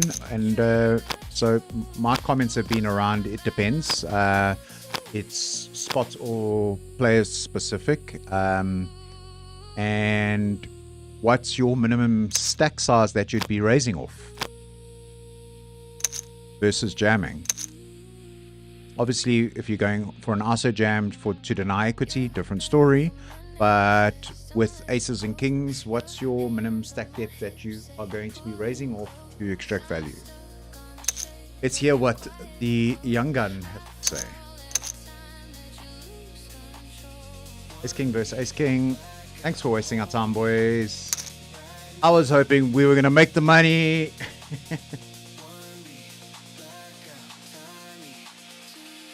So just something I want to put out there to the chat is, what is my risk premium of busting versus, let's say, Juicy Jack's risk premium of busting all the money? Or anybody that has got a significantly larger chip stack than me. Because these are considerations and factors that come into play when we are talking about RCM, and me being in RCM jail at the moment.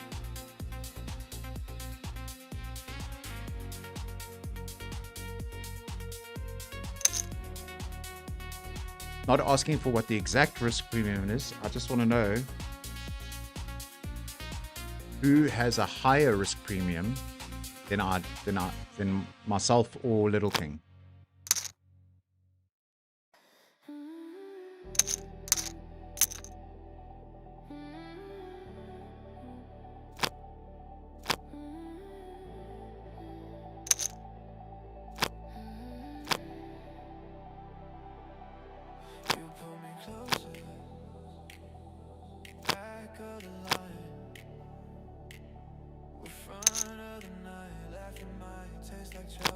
There we go. The Let's Go babies are coming through. Let's go. Price of poker has gone up.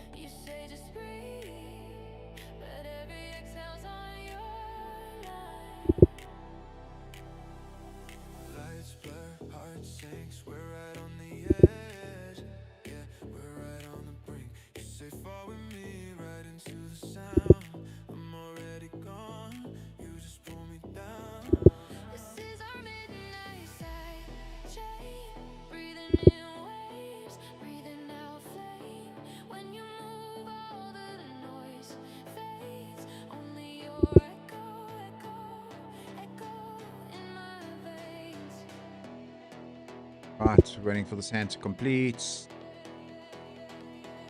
Another gun opened, button flattered, big blind defended.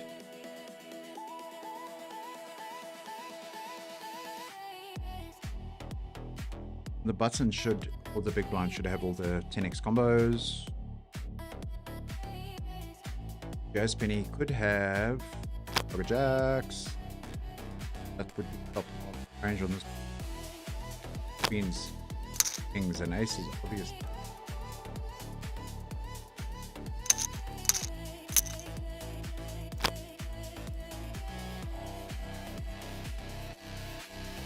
Ace 8. Oh, under the gun. One away from the money. We are going to fold this one out.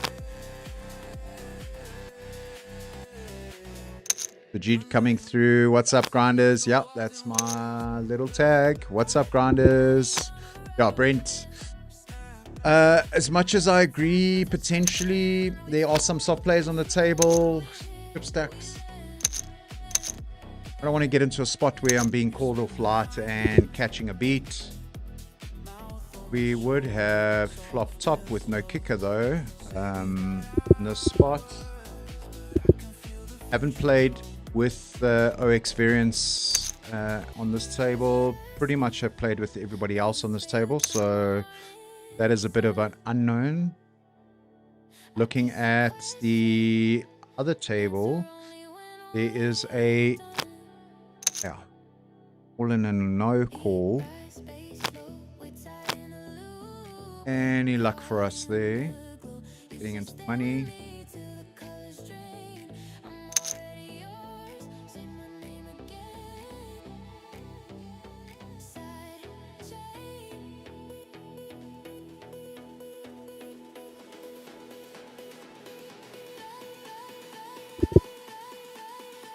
So Aiden coming through and getting really technical here. My risk premium is about 7 to 8%. Yours, as in mine, is like 11. Let's hash this out. Would my risk premium not be, and I'm not worried about the exact numbers, but let's look at it from a principal perspective. You busting before me, your risk premium should be higher. Me busting before you, I have a lower risk premium because I'm short stacked. So my understanding and the way that I look at it is that in this case, if I had 20 big blinds and there were two players with sub 10 big blinds and I busted before them, the risk premium of me busting is higher than what the short stacks are. Let me know what you think, Aiden. Yaku, the delay is 3 minutes. I brought that down after you asked for a shorter delay. So yeah, I've moved that to 3 minutes instead of the 5 minutes. It does give a little bit, a lot better interaction between myself and the chat. Aiden's saying sub 12 big blinds is jam or fold. So we playing all in or fold. Okay. I was hoping nobody was going to ask this question. Please explain risk premium. So poker being a maths driven game, you can, with solvers and tools, go down to the detail of what the percentage is of risk for your stack to bust. So they call it the risk premium is the, like you paying like the risk of losing something, like from an insurance perspective or whatever, blah, blah, blah, is the risk of you busting or losing and not making money before a player with a shorter stack does. So if we look at the risk premium between, let's say, the two big stacks on this table, let's use as this example OX variance and Mr. or Sir to you getting stuck into each other and knocking one of each other out. Their risk premium is higher than mine being short stacked, because the risk of them busting and not making any money or not significant amounts of money based on RCM calculations with their stack is greater than me not making the money or just min cashing, if that makes sense. I think this one we can also jam from the button. Good luck us. We're just looking to get the fold through.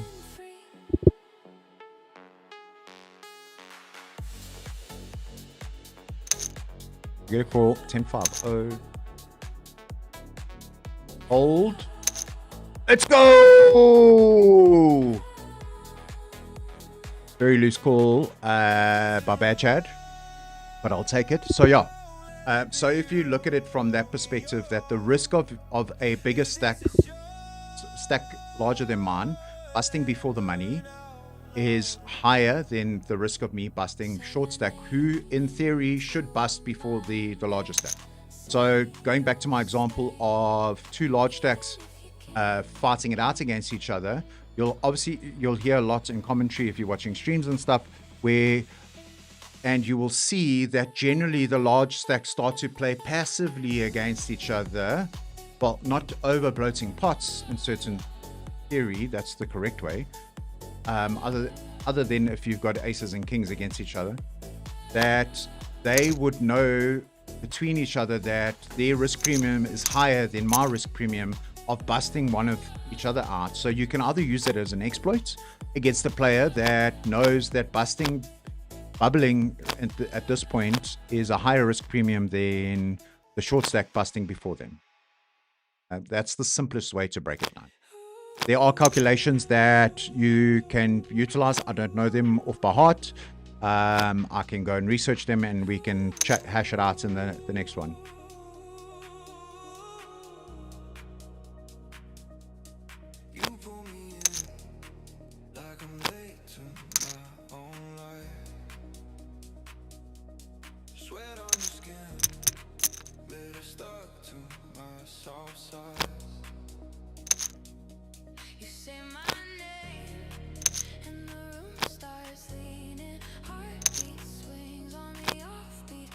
That risk premium also has a lot to do with RCM consideration.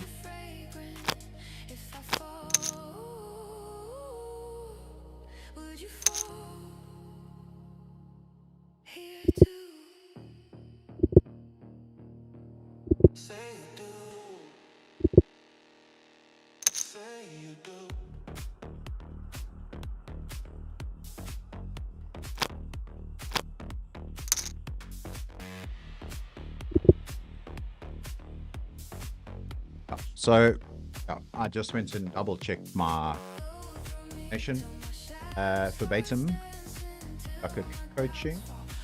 Risk premiums is how much more equity we need in a pot to call an all-in, aka how tight we need to play. And the reason there is a premium on the risk take is that we have the opportunity of just folding or playing tighter to make pay jumps. Well, in this case, to make the money.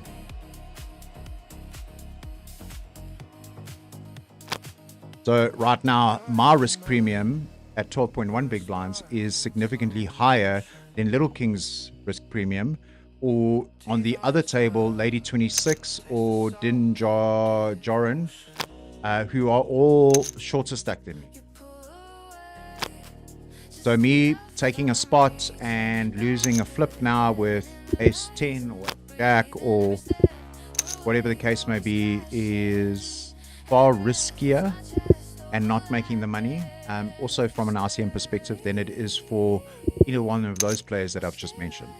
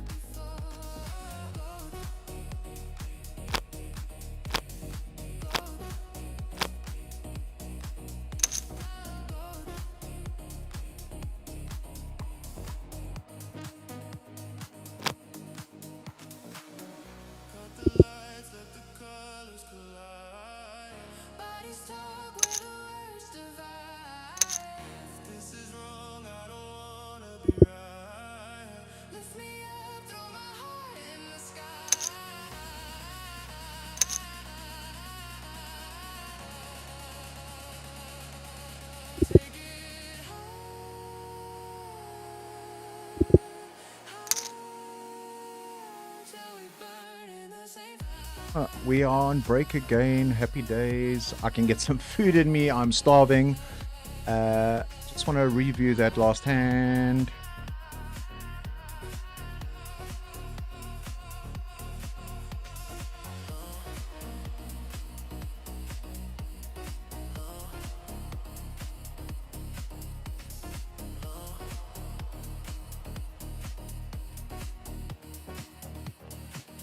Catch you guys after the break.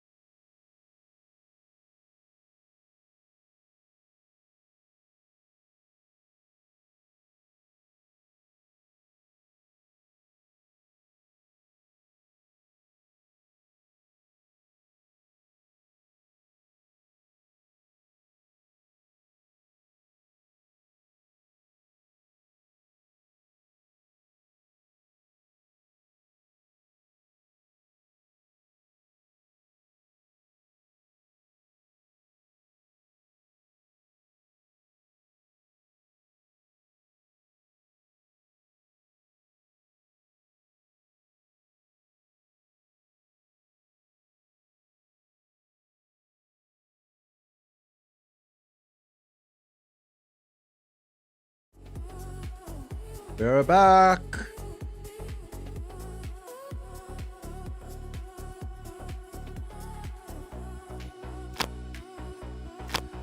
Yeah, it wasn't about making you wrong or anything. It was just I was just asking the question.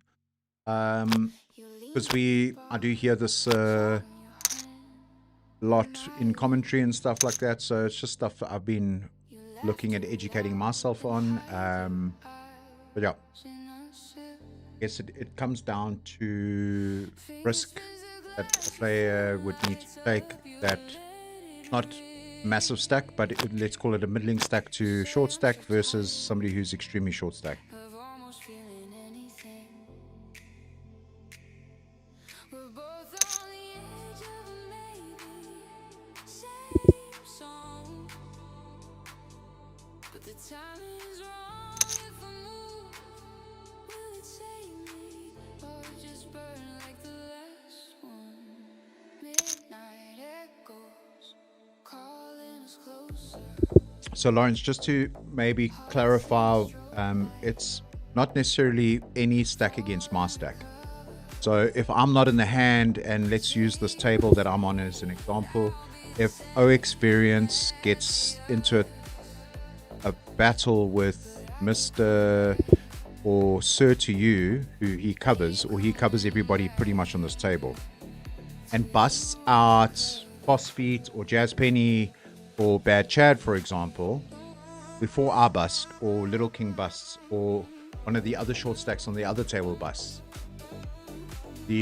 let's use Jazz Penny's risk premium is higher than mine because he has more chips than me. So the risk of him busting is far greater, and not cashing or laddering up later on once we're in the money from an RCM perspective than it is than the short stack.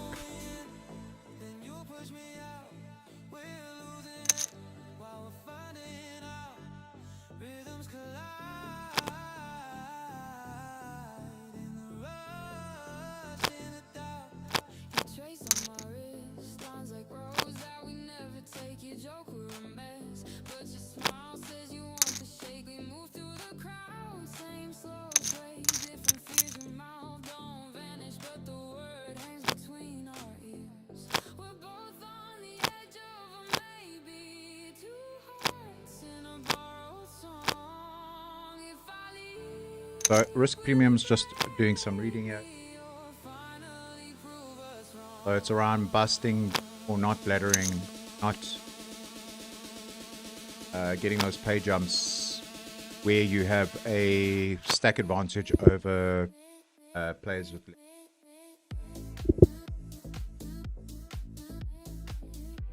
So where I jammed the Queen Jack and got called, but what was it? 10-5 offsuit. He could afford to take that spin with me for 6 big blind. So there was no risk for him busting. The factor of risk premium comes in where you are in a hand and I've got 20 big blinds. I've got 20 big blinds, I'm not short stack, and the other player has 22 big blinds. Risk premium me busting with 20 big blinds before the 5 big blinds does is significantly higher. That's pretty much the way to put it. We are sitting 13th out of 50.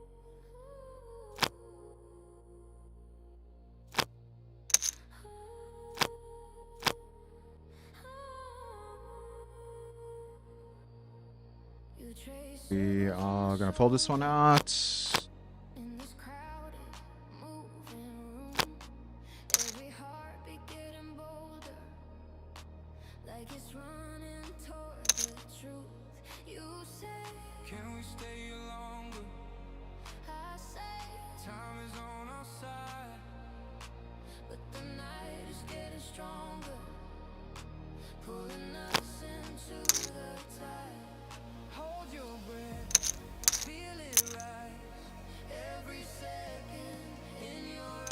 Oh, we are back to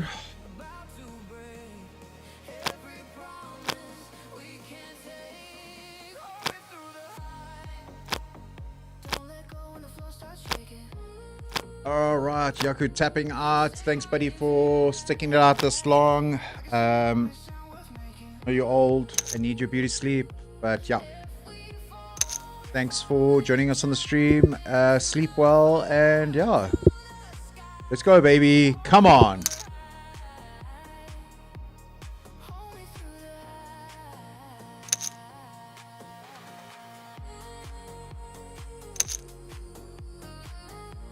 Yaku Muton scooping the top place for top fans. Good night. Sleep tight.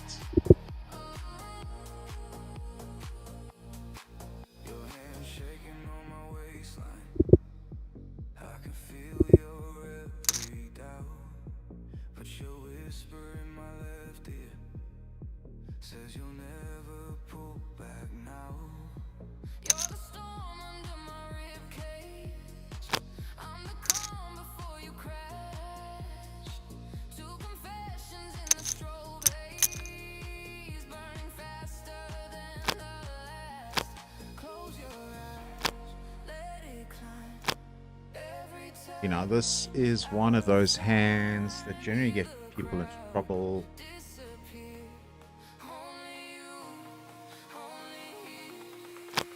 Just monitoring the outer tables.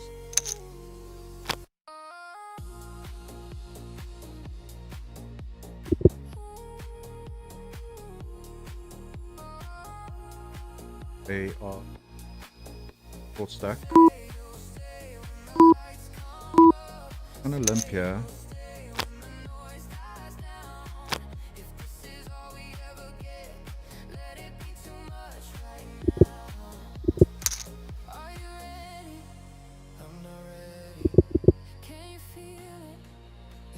Waiting for this hand and the outer table to play out.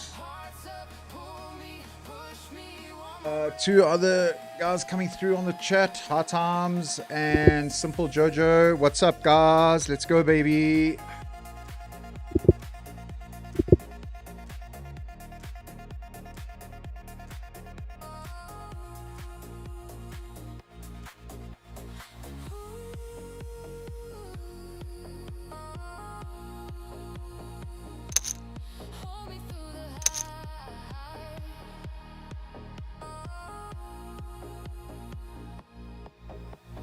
Sorry for the stall here, guys. There is...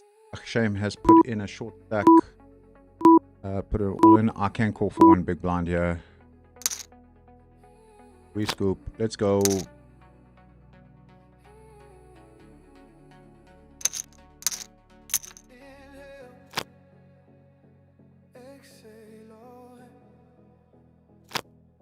Joe. Hey Wes, just want to say thank you for your stream, been helping me through some quite tough times, brings me a laugh, and I appreciate it, buddy. Turn up. In the end, everything will be okay. Sorry to hear you've been going through a bit of a tough time, but yeah, you know where to find some comic relief, some average card playing, and just all-round good times. Right here at WesBlom Poker on the streams.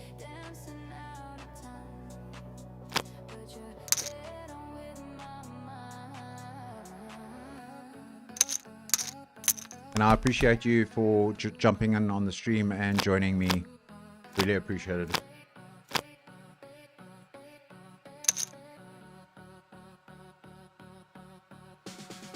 Yeah, so, and just to answer Lawrence's question, so everybody's risk premium differs every hand who they are up against. So the risk premium as a concept is higher for those with high, stacks above the short stacks. But yes, in essence, the risk premium does when two big stacks or two middling stacks are playing up against each other and one covers the other, their risk premiums are factors and can be used as exploits against the other player, knowing that they don't want to bust before one of the short stacks.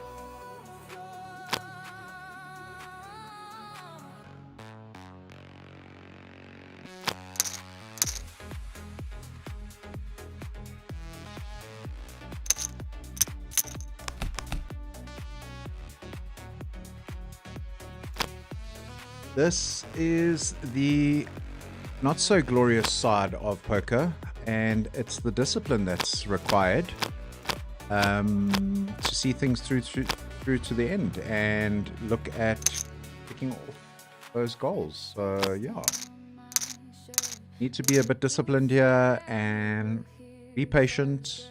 One of the fundamentals and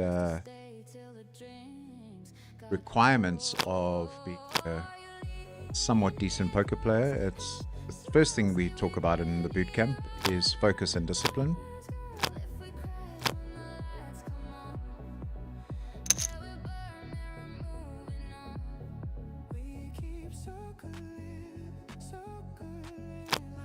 We're obviously not calling this all in.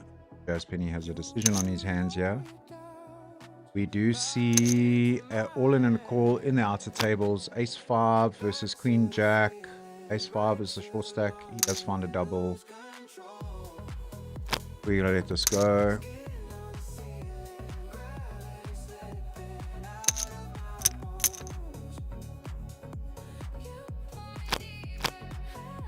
so we are jumping up and down on the chip stacks perspective. Little King is in the big blind with, let's call it 5.7 big blinds effective.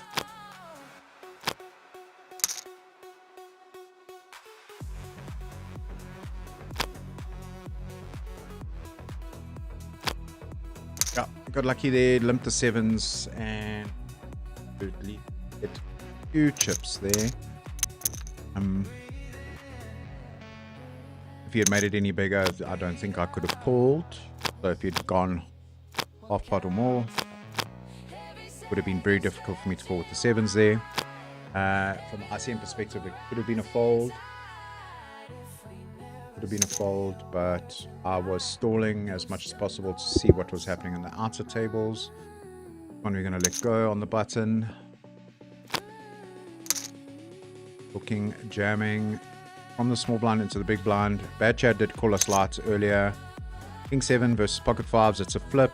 We should be in the money. Let's go, baby. Woo. Was a bit of a tough bubble, but yeah, we were patient enough. We picked our spots and we saw it through.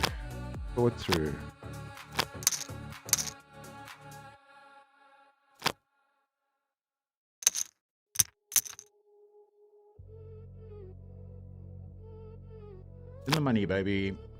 We don't have a lot of chips, but we are there in the money. You pull me closer, then push away. We're on the edge now of what we say. Your hand on my shoulder feels like a dare. Right, just doing a bit of surveying. We are definitely in the money and we are going to look to ladder up as much as possible. Phosphate finding a full double there.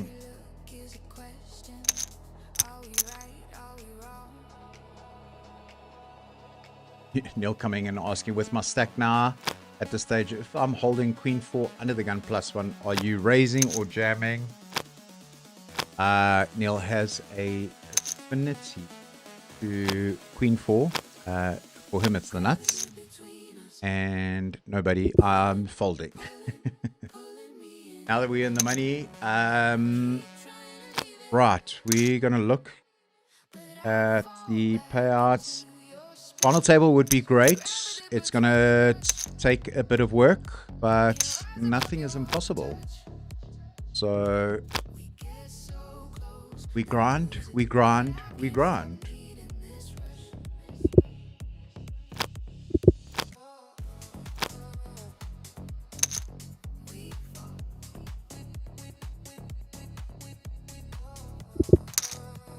got 15 of you with me into Tuesday morning, 12:15 in the morning. Got 145 views. We're in the money, guys. Smash those heart buttons on the chat, like the stream, and go and smash that subscribe button on my channel. Ace King of Hearts under the gun.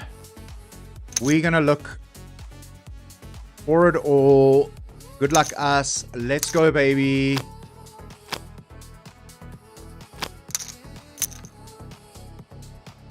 Can we find the double here with the church? As Kmart, Kim Martin, a GG Poker ambassador. No customers. Too strong.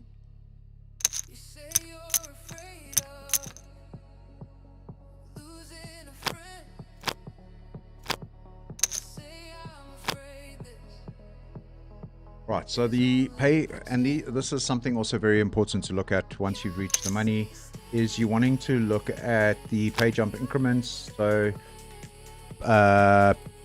payouts for position 14 and 13 are exactly the same. 12 and 11 are exactly the same. We are looking to ladder, and we're looking to make a final table here, guys. That's my goal. Might seem ambitious, but what is life without a bit of a challenge? Got it tattooed on my chest. It's on the door behind me there. Don't follow your dreams, chase them. We have 8 big blinds in a dream, so we're going to chase it. We are going to chase it.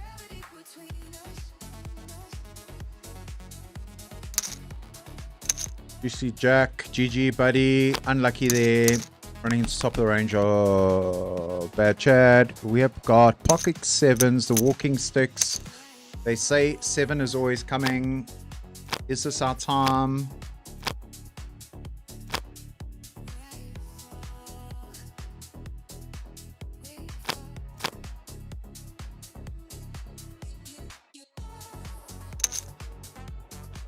Under the gun, 3 big blinds. I think.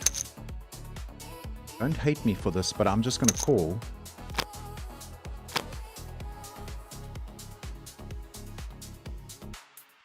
His range could consist of king, queen, ace, queen. Not this time. The jam there. Fold is probably the right play. In position. Happy to see a flop for 3 big blinds there. I don't hate it. Some people might. But hey, I paid the money. I play my chips the way I want to play my chips. We're looking for a low flop there.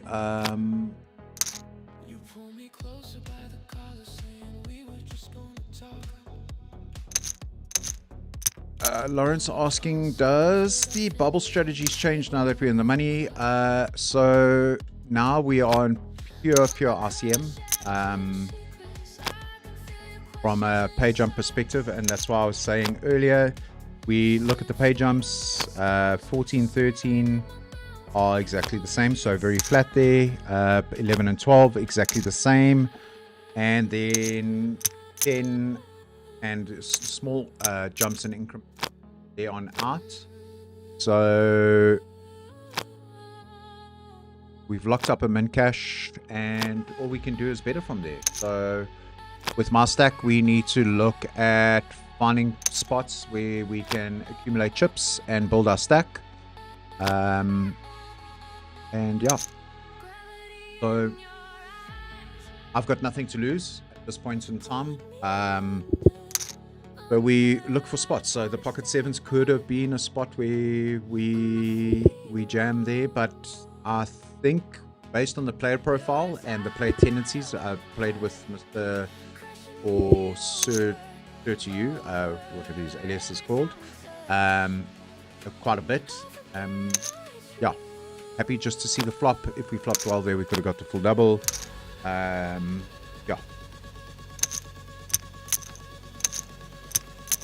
So bubble strategies are in effect before the money. Now being the short stack, well, second short stack or third short stack, 3 of us floating around here, is around either outlasting or pay jumps, or looking for spots that are high equity or a double up. We see Clarton busting out on the other table. He took a spot, ace king versus a good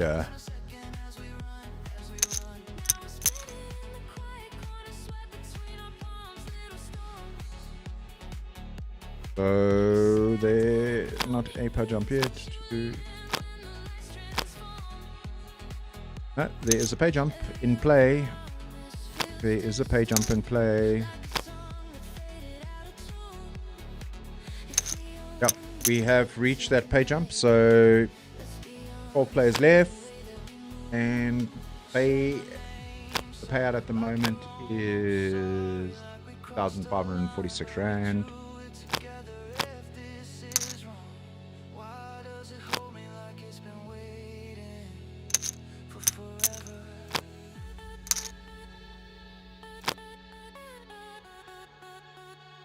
S50 GTO approved. We can stick this in, take it for a spin.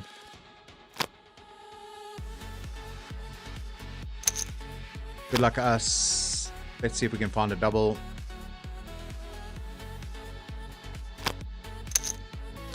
Just as good. Just as good.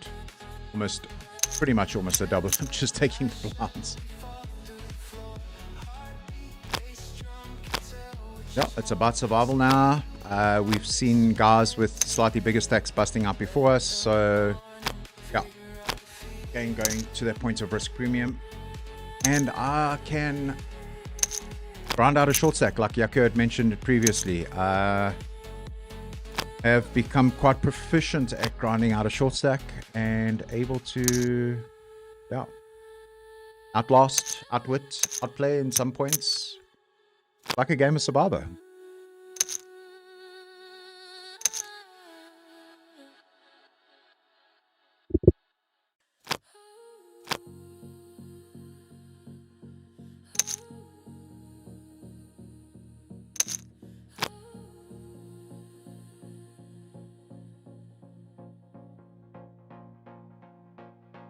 But let me know, did you guys have fun? Did you enjoy the stream? Yeah, for me, it was super, super engaging. So I really appreciate everybody sticking it out and the amount of discussion that we've had. It's what I want to see for all the future streams. So really, really appreciate it. And all the questions, all the feedback, all the opinions, everything's welcome here on WesBlom Poker. As long as we are being respectful to each other and being good human beings, let's keep it going.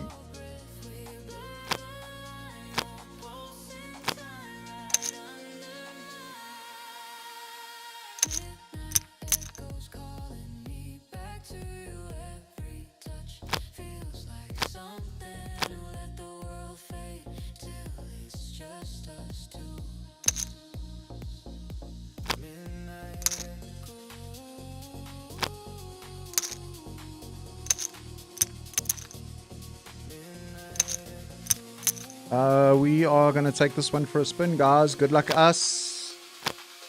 Let's go.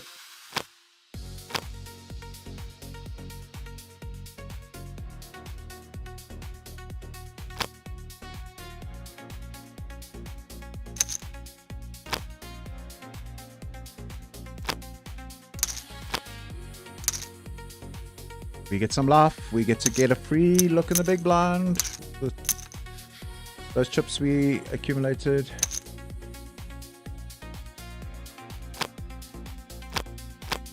I am officially the short stack in the tournament.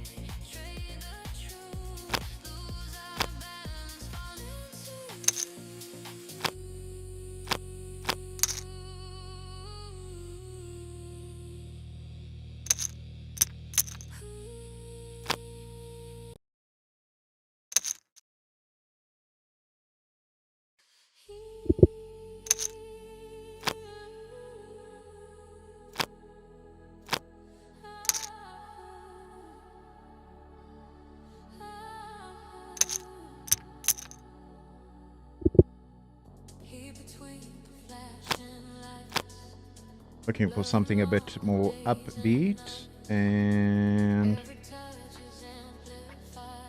from a music perspective,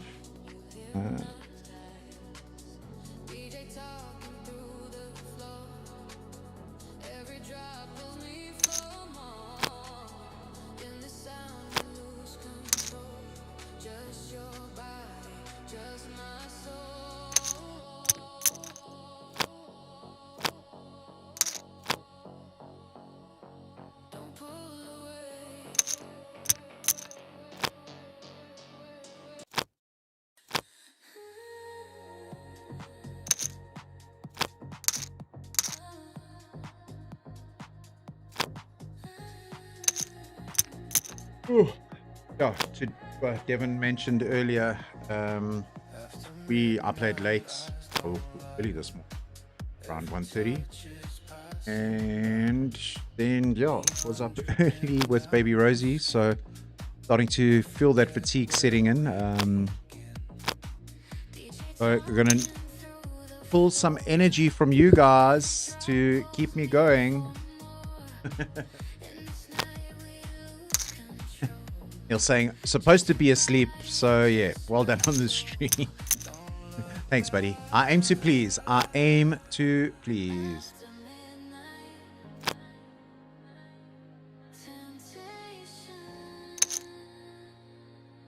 Oh. Right, what do we have here? Raise under the gun on the flop.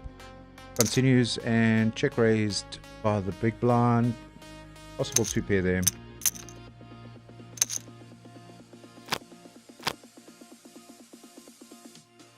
We have the ladies, gentlemen. Sub 5 big blinds. We're going to stick this in. Good luck us. Let's hope for the double here.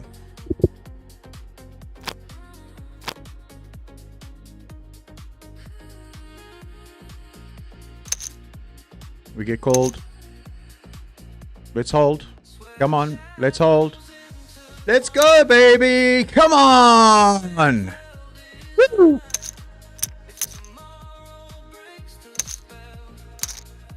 Unfortunate there for Mr. Courtney. Unfortunate it's a cooler.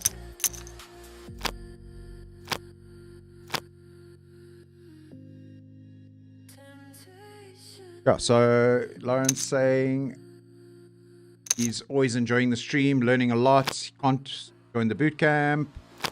So this is the next best thing. I guess what I'm going to have to do is give away a seat in one of my streams to the boot camp. What do you guys think about that? I'm happy to do it. But I'm going to put it up to you guys. How do we decide? We do a live draw on the stream. You have to be on the stream in the chat to be a winner. What do you guys think? Let me know. I'm happy to give away a free seat to the boot camp. Lawrence, it could be you, buddy.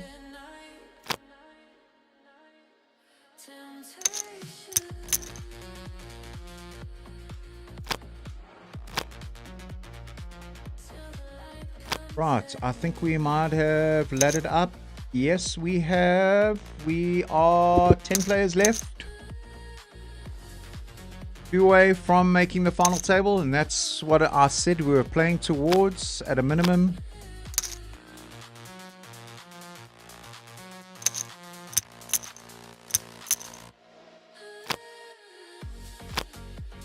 So yeah, let me know what you guys think. I'm really, really happy to give away a seat into my next boot camp to one lucky person on the stream.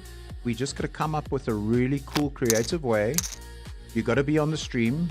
You got to be watching, and yeah, we do a live giveaway, a live draw on the stream. To one lucky viewer.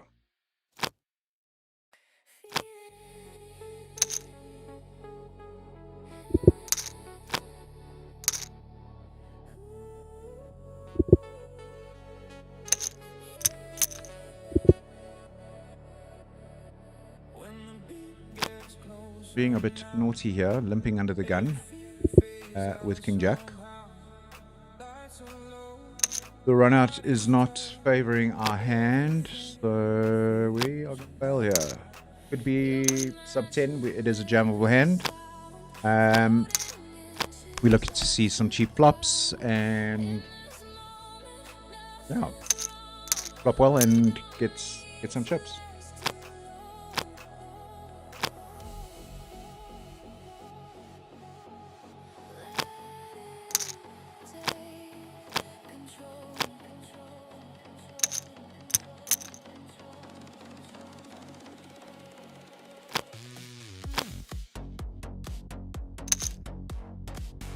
That's much better music. I'm awake.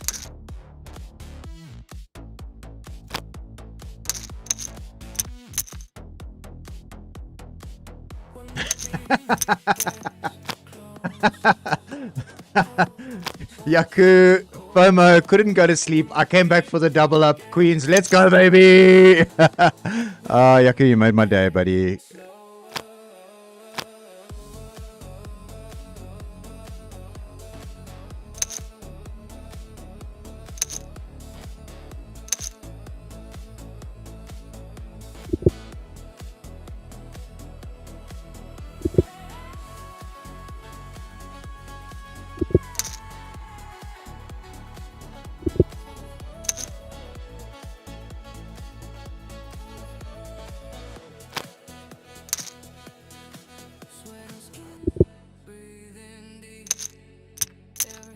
Bad Chad saying, where's the cliffhanger? Yeah, I'm like that rash that just won't go away. To the king. I think we can stick this one in.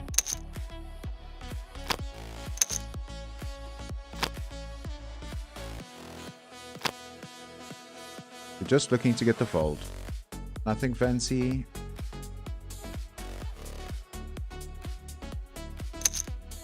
Get the call from ace 5. We get the 4. No, ace on the river.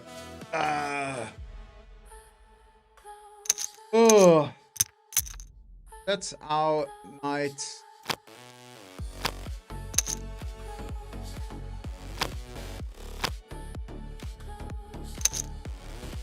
GG us. Yeah, the ace is always coming. The ace from space. Man.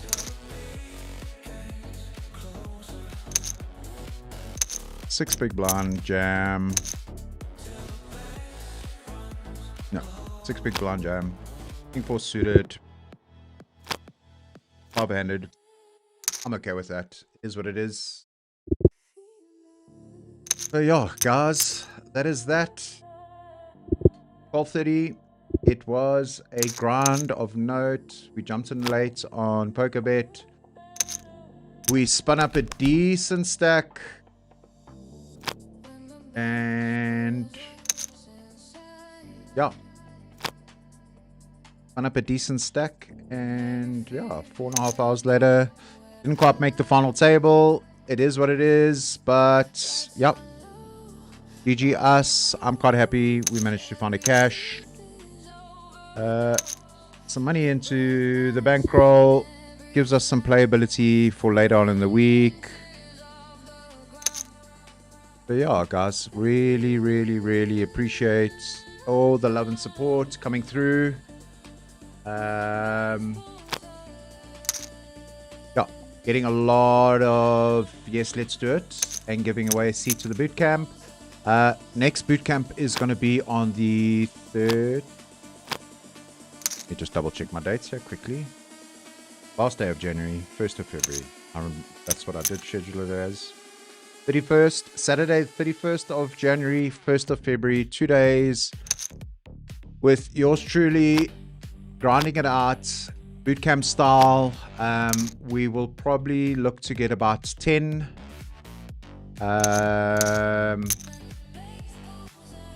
students at least into that bootcamp. Look to, yeah, level up those poker players' journey going into 2026. So yeah, I like the idea. Yes, definitely put the names on the Wheel of Fortune and spin it live on the stream. But we got to get people on the stream. They have to be on the stream. I think that's the prerequisite. You must be watching on the stream to claim your prize.